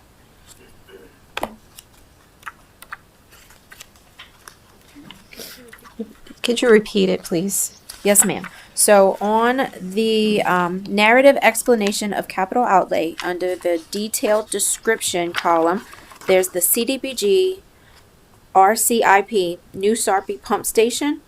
It needs to be reflected the New Sarpy Pump Station and New Sarpy Culvert Crossing project. Okay, just to repeat, the request Ms. Chasson has is to amend the detailed description project title of CDBG-RCIP New Sarpy Pump Station to read CDBG-RCIP New Sarpy Pump Station and Culvert? New Sarpy Culvert Crossing. New Sarpy Culvert Crossing. Yes. Can I have a motion to make that amendment? Okay, I have a motion by Councilwoman Wilson, second by Councilwoman O'Daniels. Please cast your votes.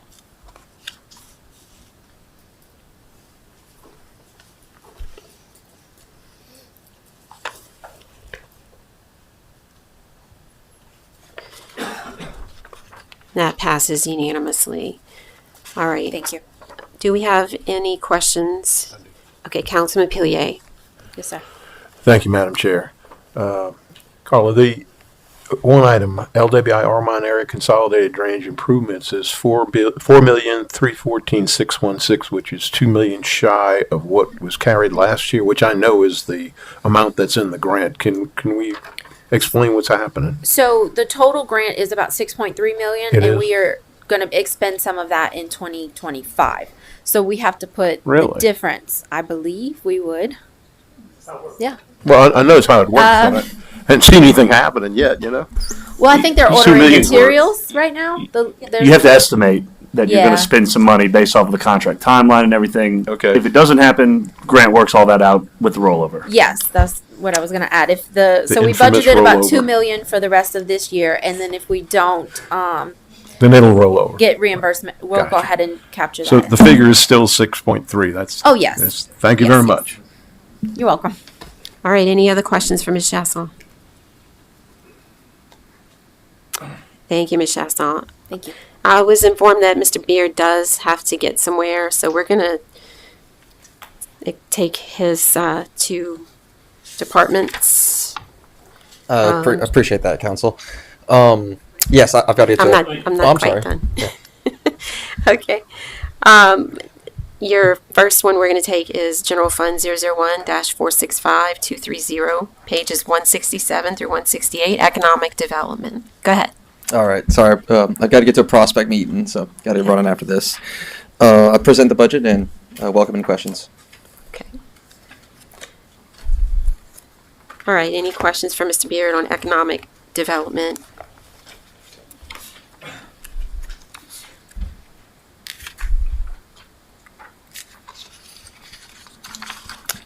Councilman Pillier. Thank you, Madam Chair. Just a couple of quick clarifications that I'd like. The professional services for $57,000. Can you elaborate a little bit on that? Yes, sir. So that is mostly for marketing and outreach to businesses, and just working with like graphic designers or advertising agencies, things like that. And go further down into, I don't understand what this is. It's intergovernmental for grants. It looks like it's actually something that is a expenditure. Can you elaborate on that? It's on page 167 at bottom of the page, 440,000. Yes, sir. So relatively new to the position still, but my understanding is that those are for reimbursable grants that flow through the department, and I can confirm that Yes, that's the confirmation. Those are grants that flow through my department, but they're reimbursed in various ways. So they're a wash. Is the point?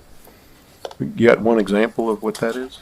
I'm curious. Yeah, RPTA is the biggest one, right? It looks like the airport expansion agreement. Is that right? Yeah. So PTA. yeah, River Parish's Transit Authority. There is a large grant.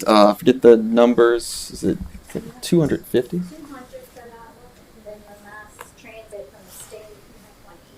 Right. So a combination of just the mass transit and River Parish's Transit Authority gets to 380 of that total. Okay. Yes, excuse me for asking these questions. This is not an easy program to follow here. It's one I asked the day one as well. So you. I appreciate that. Appreciate it.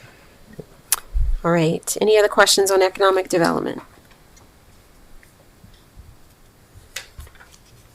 Okay, we're going to move on to 001-465-235, page 169. Tourist Information Center. Any questions for Mr. Beard on Tourist Information Center? Okay, seeing none, thank you, Mr. Beard. I'm going to request, let's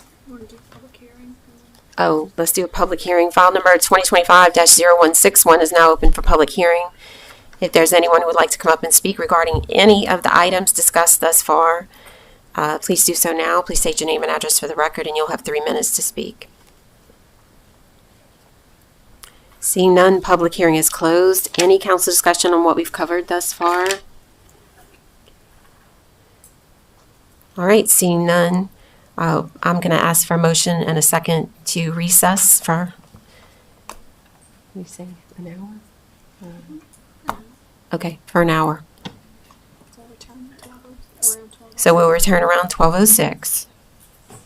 Motion by Councilwoman O'Daniels. I have a second by Councilwoman Wilson. Please cast your votes.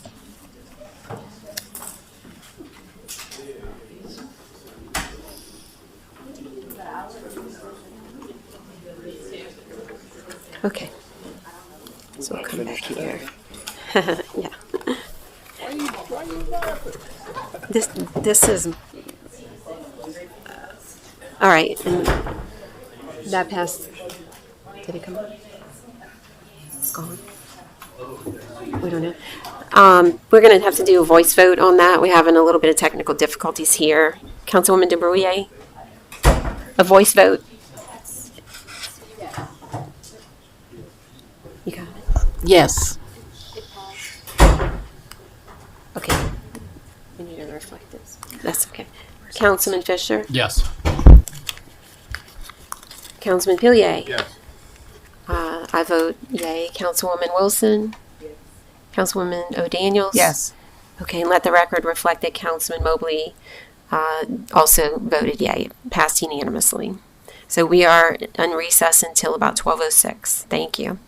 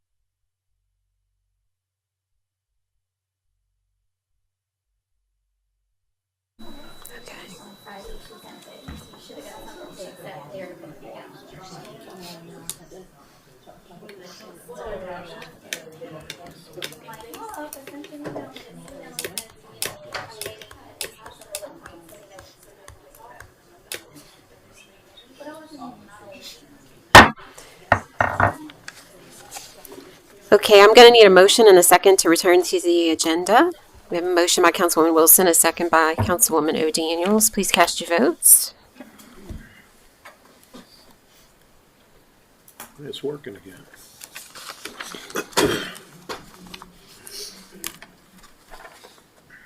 And that passes unanimously. At this time, Councilman Fisher has a motion.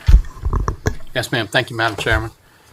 I would like to make a motion to transfer $100,000 from the general fund to account 112-42210, roads and drainage, paved streets, improvements other than buildings, and that is going to be for Spillway Road repairs.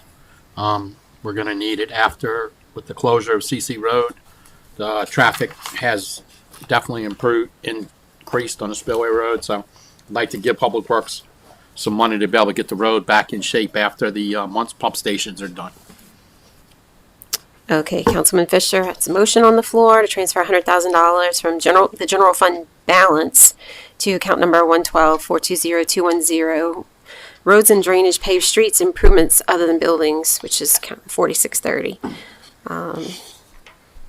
You have a motion by Councilman Fisher, second by Councilman Pillier. Please cast your votes.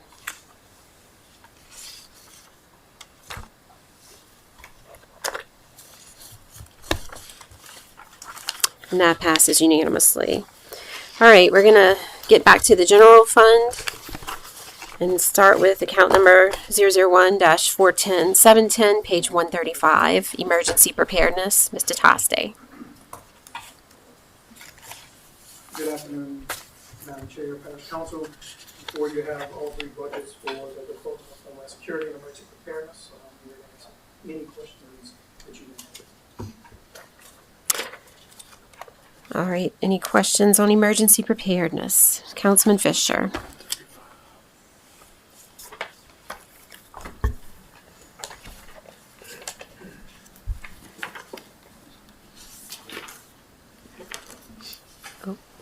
Never mind.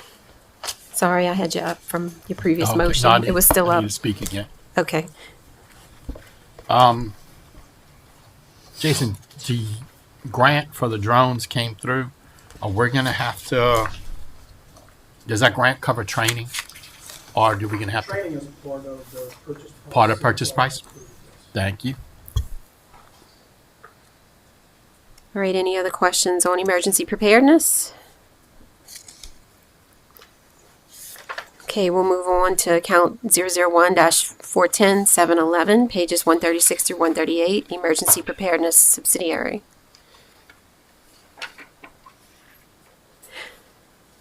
By the way, are these department titles the same as what we just changed the department title to be? Are these current? Are we going to need to update these as well?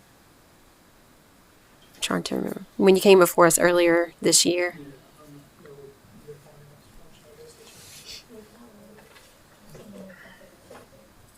Yeah, we can make the change. We just need another Okay, title. if we could just update those as well, since the council made the change to it. What's the new title? All right, any questions on emergency preparedness subsidiary? Councilman Pillier. Thank you, Madam Chair.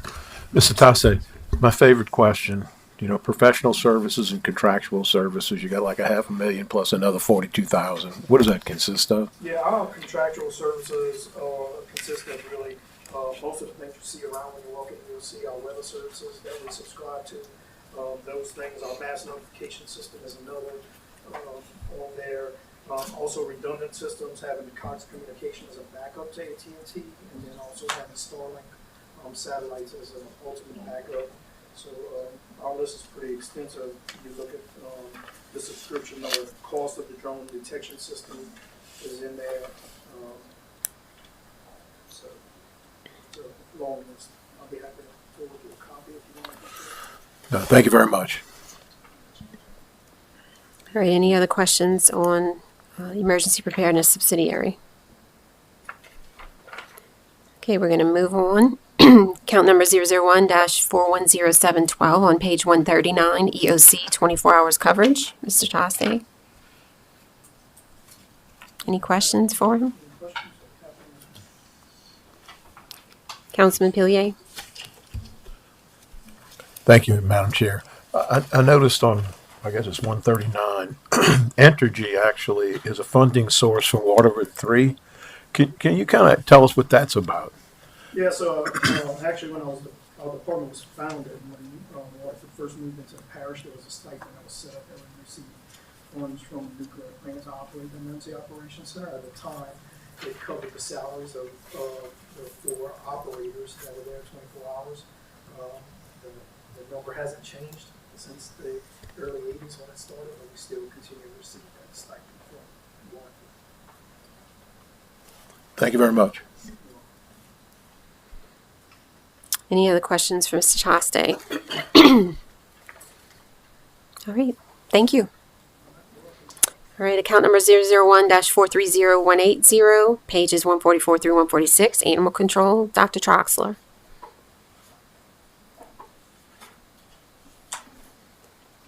Good afternoon, Council. I'm here to present the animal control budget.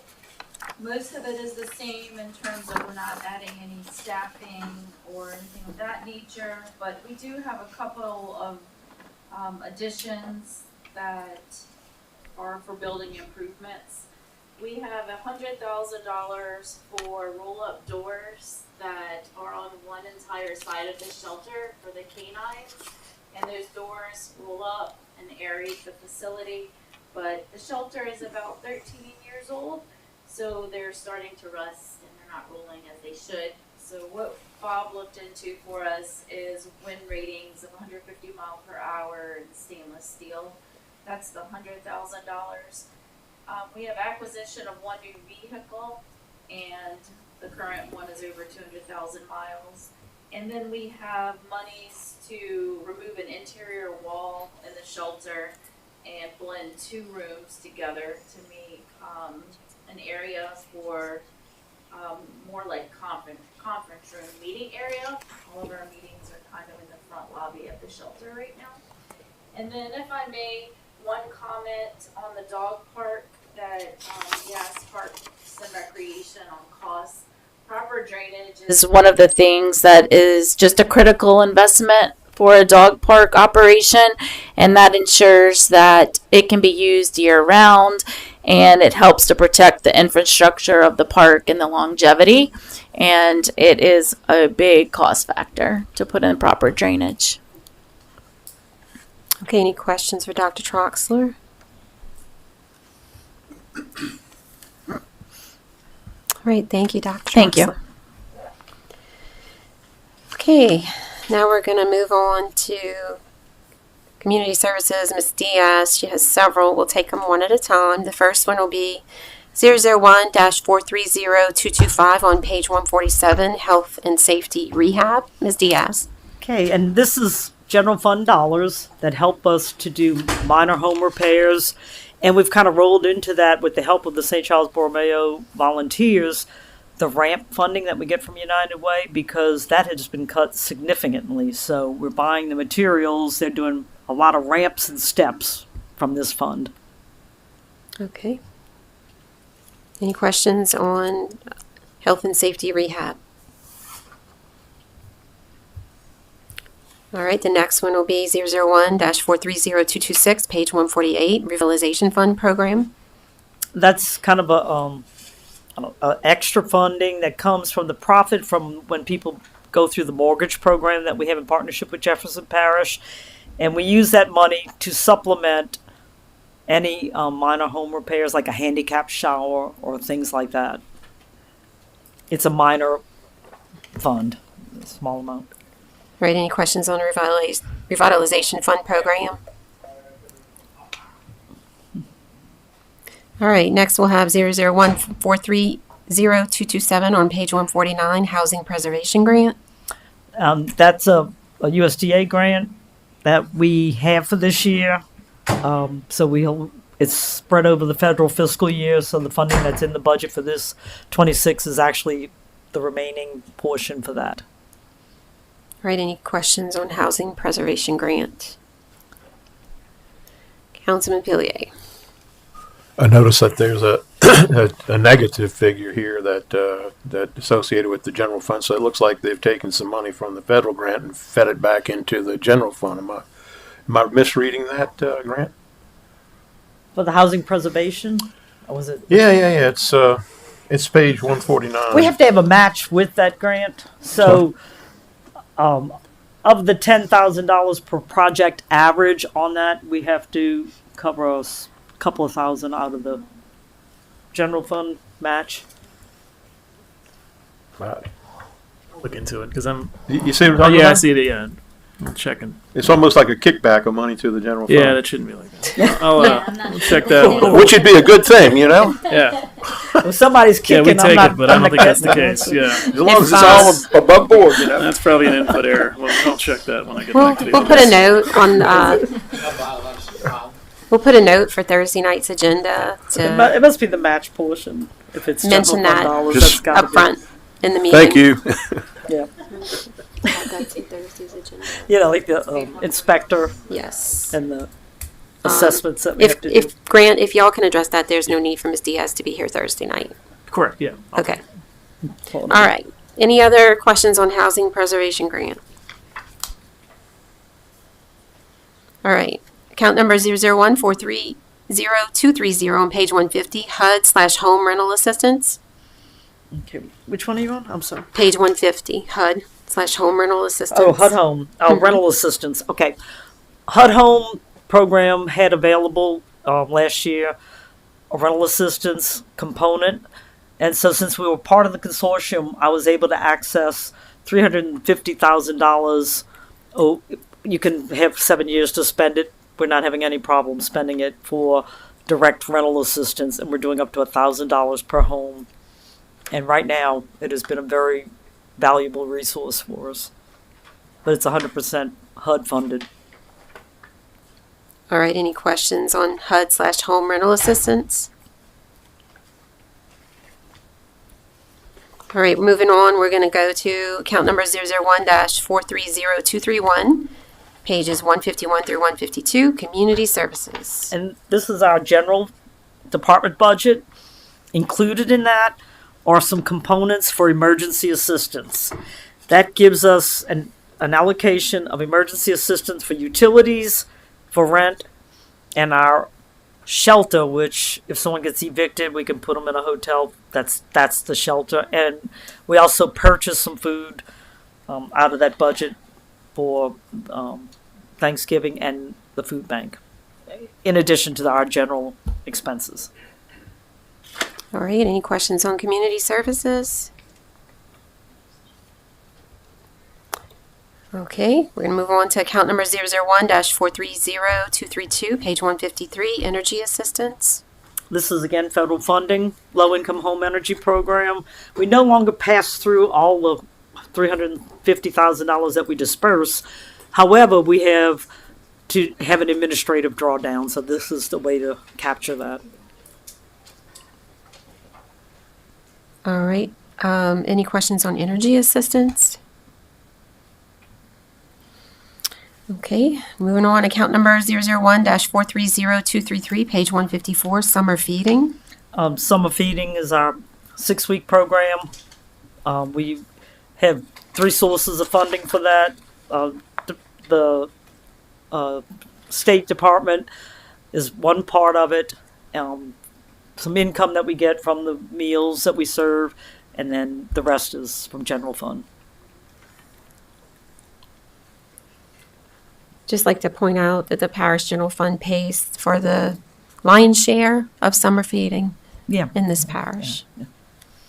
Last year we did over 5,100 meals last year. Mhm. Unbelievable, at 2 sites. Yep. It's a great program. All right, any questions on summer feeding? All right, moving on, account number 001-430234, pages 155 through 157, Community Services Centers. Okay, Community funds- service centers. Yeah, we Excuse have me. we have two programs that we fully support in terms of the facility, and that's St. Rose Community Center, Kelowna Community Center, and in addition, we fund the boutique outreach utilizing their facility. Any questions on community service centers? Okay. Account number 001-430235, page 158, Community Services Subgrants. It's a way to capture all of the different pots, little extra money that I might bring in through either donations. We also have a client education component of LAHEAP that we capture there. And anybody who gives me special project money, we call it a subgrant.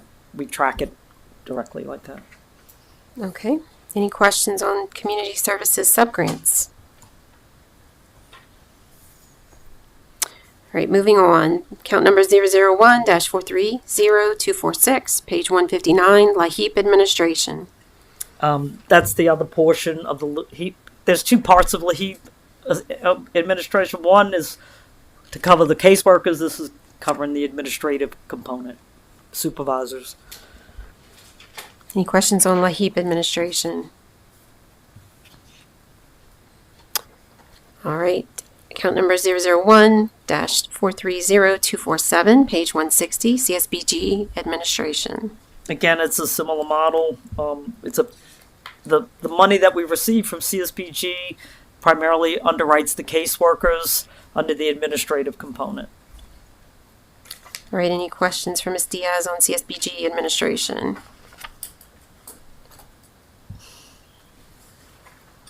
All right. Account number 001-430248, page 161, CSBG program activities. And this has some of the direct assistance expenses there, like rent. We have a line item for rent, for utility assistance. So it's pots of money. We do different kinds of assistance, same kind of assistance, utilizing different funds depending on how they qualify.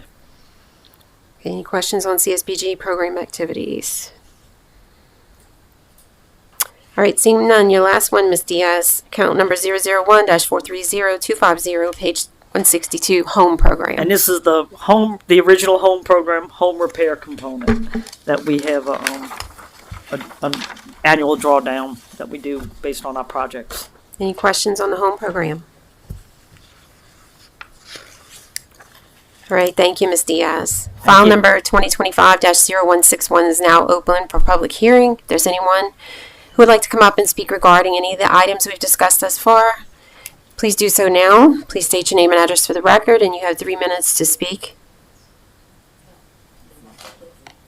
Seeing none, public hearing is closed. Any council discussion? All right, seeing none, we'll move on to special revenue funds, account number 107, pages 183 through 184, Workforce Investment Act. Mr. Tommy Scott. Thank you and good afternoon, Madam Chair, council members, President Jewell. Before you is our new budget for the upcoming year. There have not been any major changes or adjustments to this budget.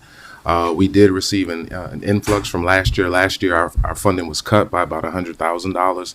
This year, we received just under $40,000 of that back. So we're kind of climbing back to where we were, which is great because that's more funding for us to invest in the community and our residents.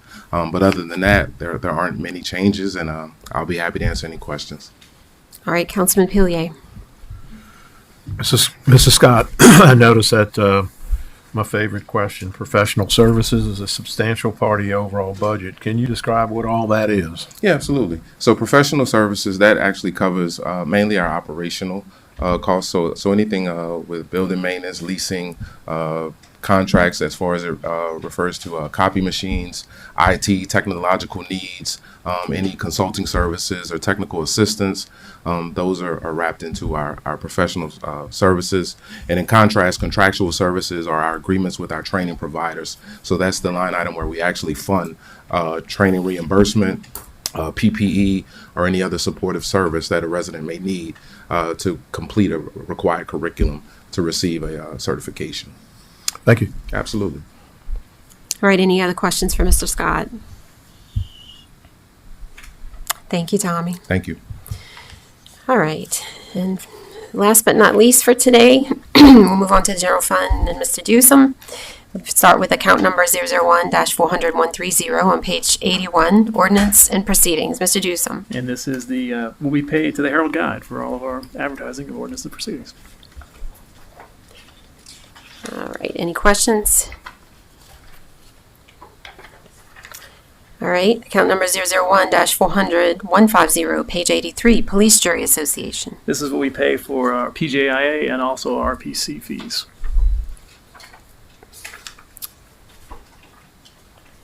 Any questions? All right. Moving on. Account number 001-400-290 on page 92, Ward Courts. This is the salaries for the Justice of the Peace and constables.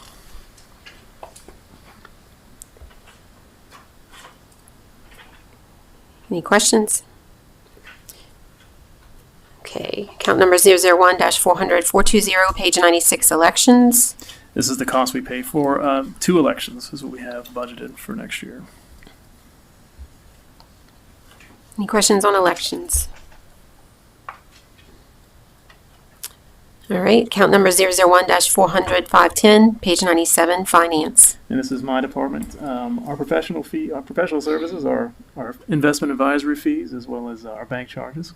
Also in our department, with making some changes in purchasing next year, we have budgeted a new position. We may not need it, but we have it in there just in case. But if we don't use it, we'll pull it out. So, What's that position for? It's to handle. We're centralizing purchasing. So basically, some of the work that they were doing that was more accounting based, we will be doing on our end. So I'm just trying to see if we need that person or not. We may not, but we put it in there just in case as an accountant. So if we don't need it, we'll take it out. That's the accountant one position? Ah, I see. Okay. Any other questions on finance? Okay, moving on. Account number 001-400-550, page 104, taxation-assessor. And this is legal fees that we have to set aside. So for all taxing districts that receive an ad valorem tax, you have to set aside funding to help the assessor in case he needs to defend all of our taxes. So that's what this account represents. Okay, any questions on taxation-assessor? All right, account number 001-400-560, page 105, taxation-collector.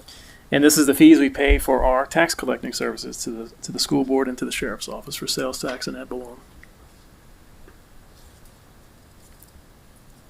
Any questions on taxation collector?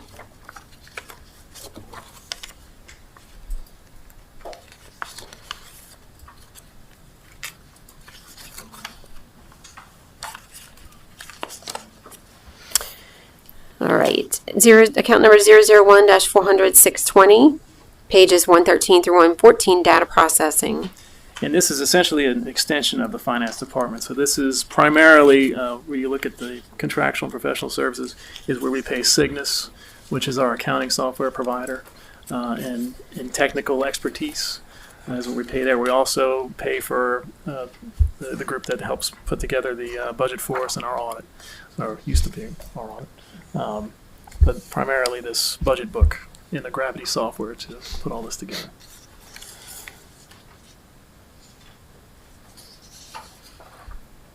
And the increase that we see is to have the auditing firm do the financial That's part statements. of it, and then the other part you'll actually see in research and investigations where the audit is actually paid, the next account. Okay. Any other questions for data processing? Okay, moving on. Account number 001-400-630, page 120, research and investigations. And that's primarily where the audit is paid from, is paid out of this.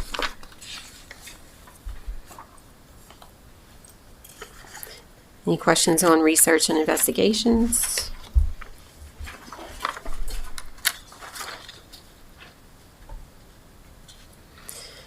All right, moving on. Account number 001-400-650, page 126, retirement system contributions. And this is for any ad valorem tax that's collected, you're required to remit a portion, which is actually 2.7625% of the amounts collected to the various state retirement systems. So parochial, municipal, there's 9 or 10 of them now. So that's what that represents. Any questions on retirement system contributions? Okay, we'll move on. Account number 001-400-670, page 127, retired employees group insurance. And this is, as stated, our health insurance for our retirees. Any questions on retired employees group insurance? Okay, 001-410-530, page 134, juvenile. This is to pay for the ankle monitoring services as well as our agreement with Terrebonne Parish to send any of the juveniles should need be.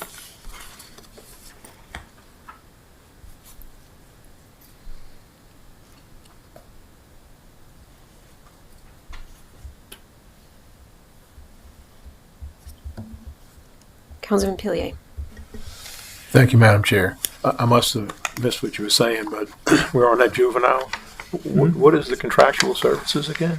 Since we don't have a facility here, the primary, it's between ankle monitoring services, like if they don't have to put them in a jail or facility, we pay for a service for the ankle monitoring, as well as if they are bad enough and we have to send them to Terrebonne. That's where our agreement is with, to house the bad kids, essentially.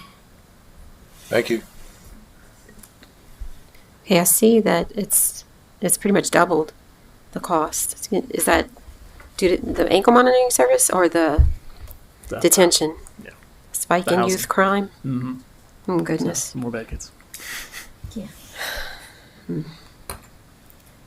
Okay. Any other questions on juvenile?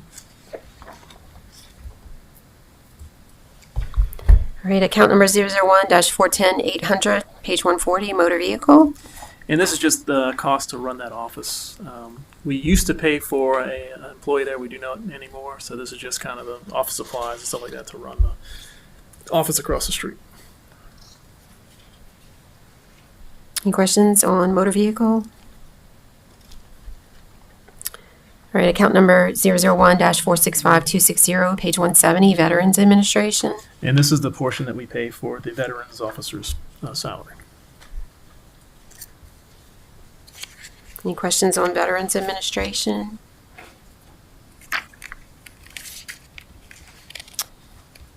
All right, moving on. Account number 001-465-290, page 171, Public Housing. This is the per diem fees for the public housing officials. Is that the board? Board members. Right. Any questions on public housing? Okay, account number 001-475-500, page 172, debt service. And this is paying agent fees, which are basically bank fees for bonds. We haven't had to use it, but we keep it on the books just in case. Right, any questions on public housing? Okay, moving on, account number 001-475-500, debt service. No, that was what I just said, sorry. Did I? Sorry. Forgot to check it off. I was thinking I had just read that number. Yeah, I was like, that's it. Okay. Excuse me. We're going to move on to transfers. Count number 001-480-000, page 173. And this is just an accounting of the transfers from the general fund to the various departments. All right, Councilman Pillier. Excuse my thickness, but this is elsewhere found in other parts of this document, You'll see it as revenues on their side. So this is like the expenditure side of the general fund, transferring those out to the various funds. Thank you. Okay, we're going to move on to special revenue funds, Fund 110, pages 185 through 189, criminal court. Yep, and this is the criminal court fund. So this is basically court fines and charges related to the criminal court that we are responsible for doing the accounting of. We can't really do anything about these, so it's kind of a this is what it is type of situation. And it's split up between district attorney, the district court, and the sheriff. And then whatever transfers are remaining would come to us for essentially our fee for doing the accounting for the criminal court fund.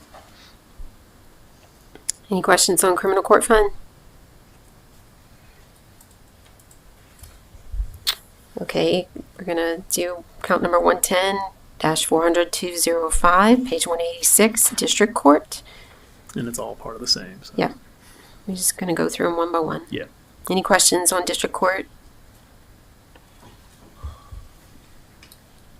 Okay, account number 110-400-235, page 187, district attorney.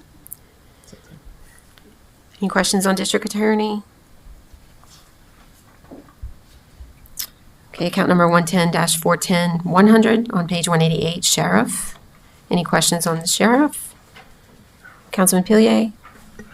I'll have to step back here Oh, to sure. the criminal court, district court, and there was a, professional service, that's fine, but then there's a statutory charge. What is that? That's page 186 toward the bottom. What is that? Yeah. The 320. That's what you're asking. 320. What is that? I think is that LACE? I think that's the LACE program. Yeah. Louisiana, LACE, State Police. State Police pulling you over. That's what that's for. Whenever you see the state police down the highway in St. Charles Parish, it's called a LACE program. So that's those fees. Since this criminal court deals with all the fines related to getting pulled over and stuff like that, this is an accounting of that. Parish government pays for that? It's paid through the criminal court fund. So it's not general fund money. This is just, like I said, this is an accounting of the funds that are collected through the criminal court. We do the accounting for them, and that's just one of their expenditures. Does that make sense? It's funded by their fines and forfeitures fees that they charge to individuals. Yeah. And then the criminal court fund district attorney, I noticed there's a pretty healthy professional services there. Is that just mostly legal fees? Exactly what's in it. They kind of give us a flat amount of what we have to move around. Yeah, since we really have no control over it, it's just. You need a computer there, huh? Yeah. Quick things doing it. District attorney. It's just one time. District attorney, 280. You don't have any. That's professional services. That's where the lease actually is in professional services. And then you don't have. You just it says it's 12% of the sheriff's. Yeah. It says deduction from fines collected by the sheriff. That's all I can tell you. Yeah, we don't have a lot of information. Deduction of fines collected by the sheriff's to the judge's staff salary. You heard that? No, not really. What Can you? It's repeat deduction it? of fines collected by the sheriff. Everything is related to fines and forfeitures.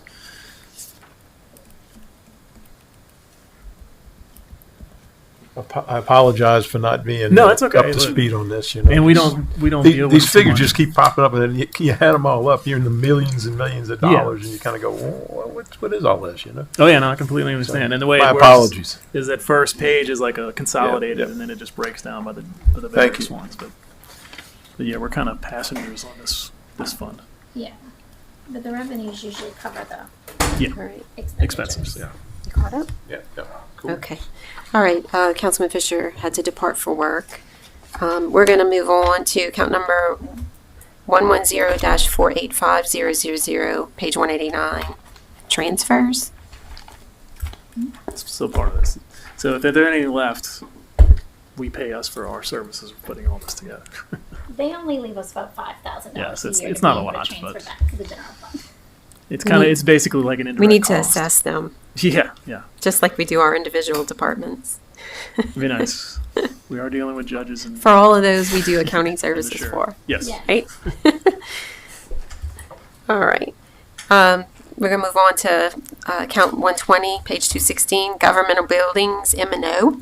And this is actually for 911. So we do the accounting for 911. This is their ad valorem tax. So it's kind of an in and out. So you see the total, you see it net to zero. So this is just what that represents. Okay, any questions on government or buildings M&O?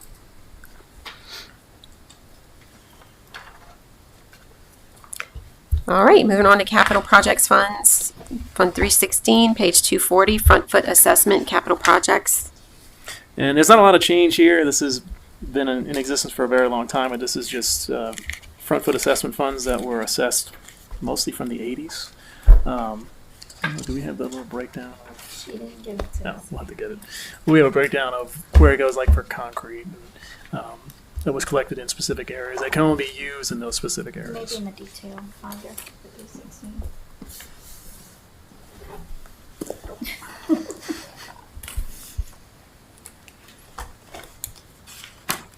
But if you have any specific questions, Yeah. not too much going on there.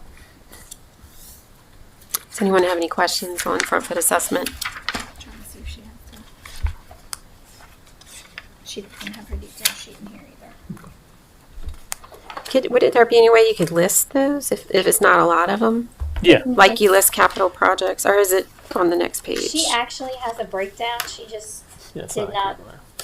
Well, we can throw it on there. We can It'd be put it in there. beneficial since the Yeah. funds have been sitting there for Yeah. quite some time to See what they are. Yeah, we can add that. know what they're for. Yeah, we'll add it in there. Okay, thank you. Any questions on front foot assessment, capital projects? All right. File number 2025-0161 is now open for public hearing. If there's anyone who would like to come up and speak on any of the items covered today, please do so now. Please state your name and address for the record, and you have 3 minutes to speak. Okay, seeing none, public hearing is closed. Any further council discussion?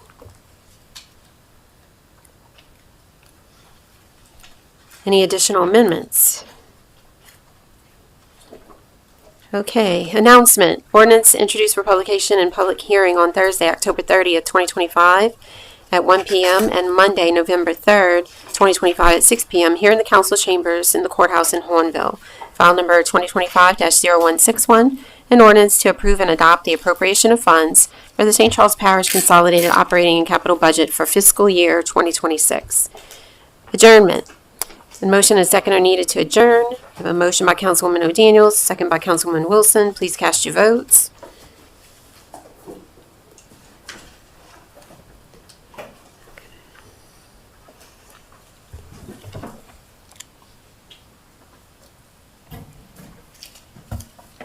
And that passes unanimously. Have a great day. We are officially adjourned. Good job.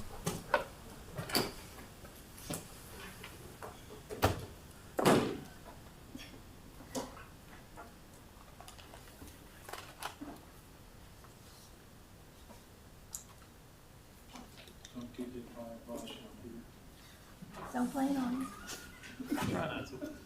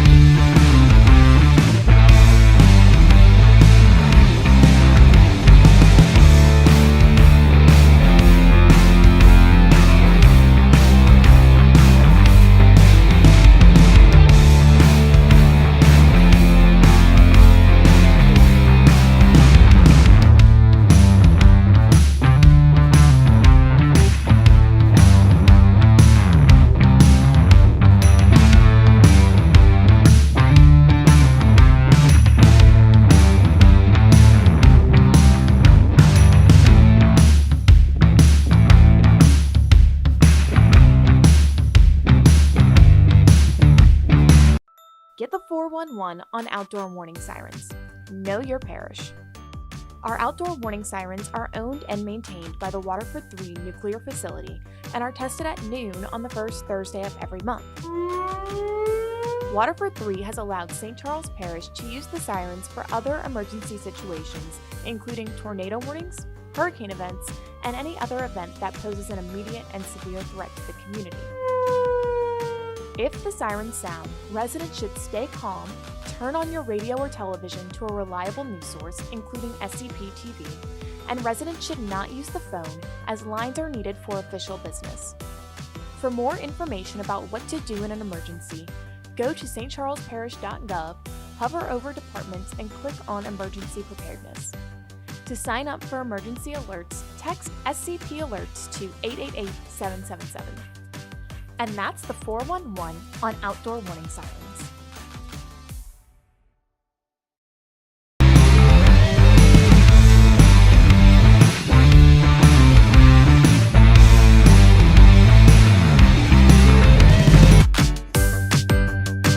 Get the 411 on large item trash removal.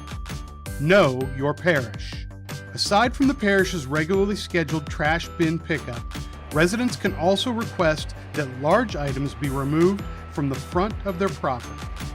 Residents should place this debris in a neat and compact pile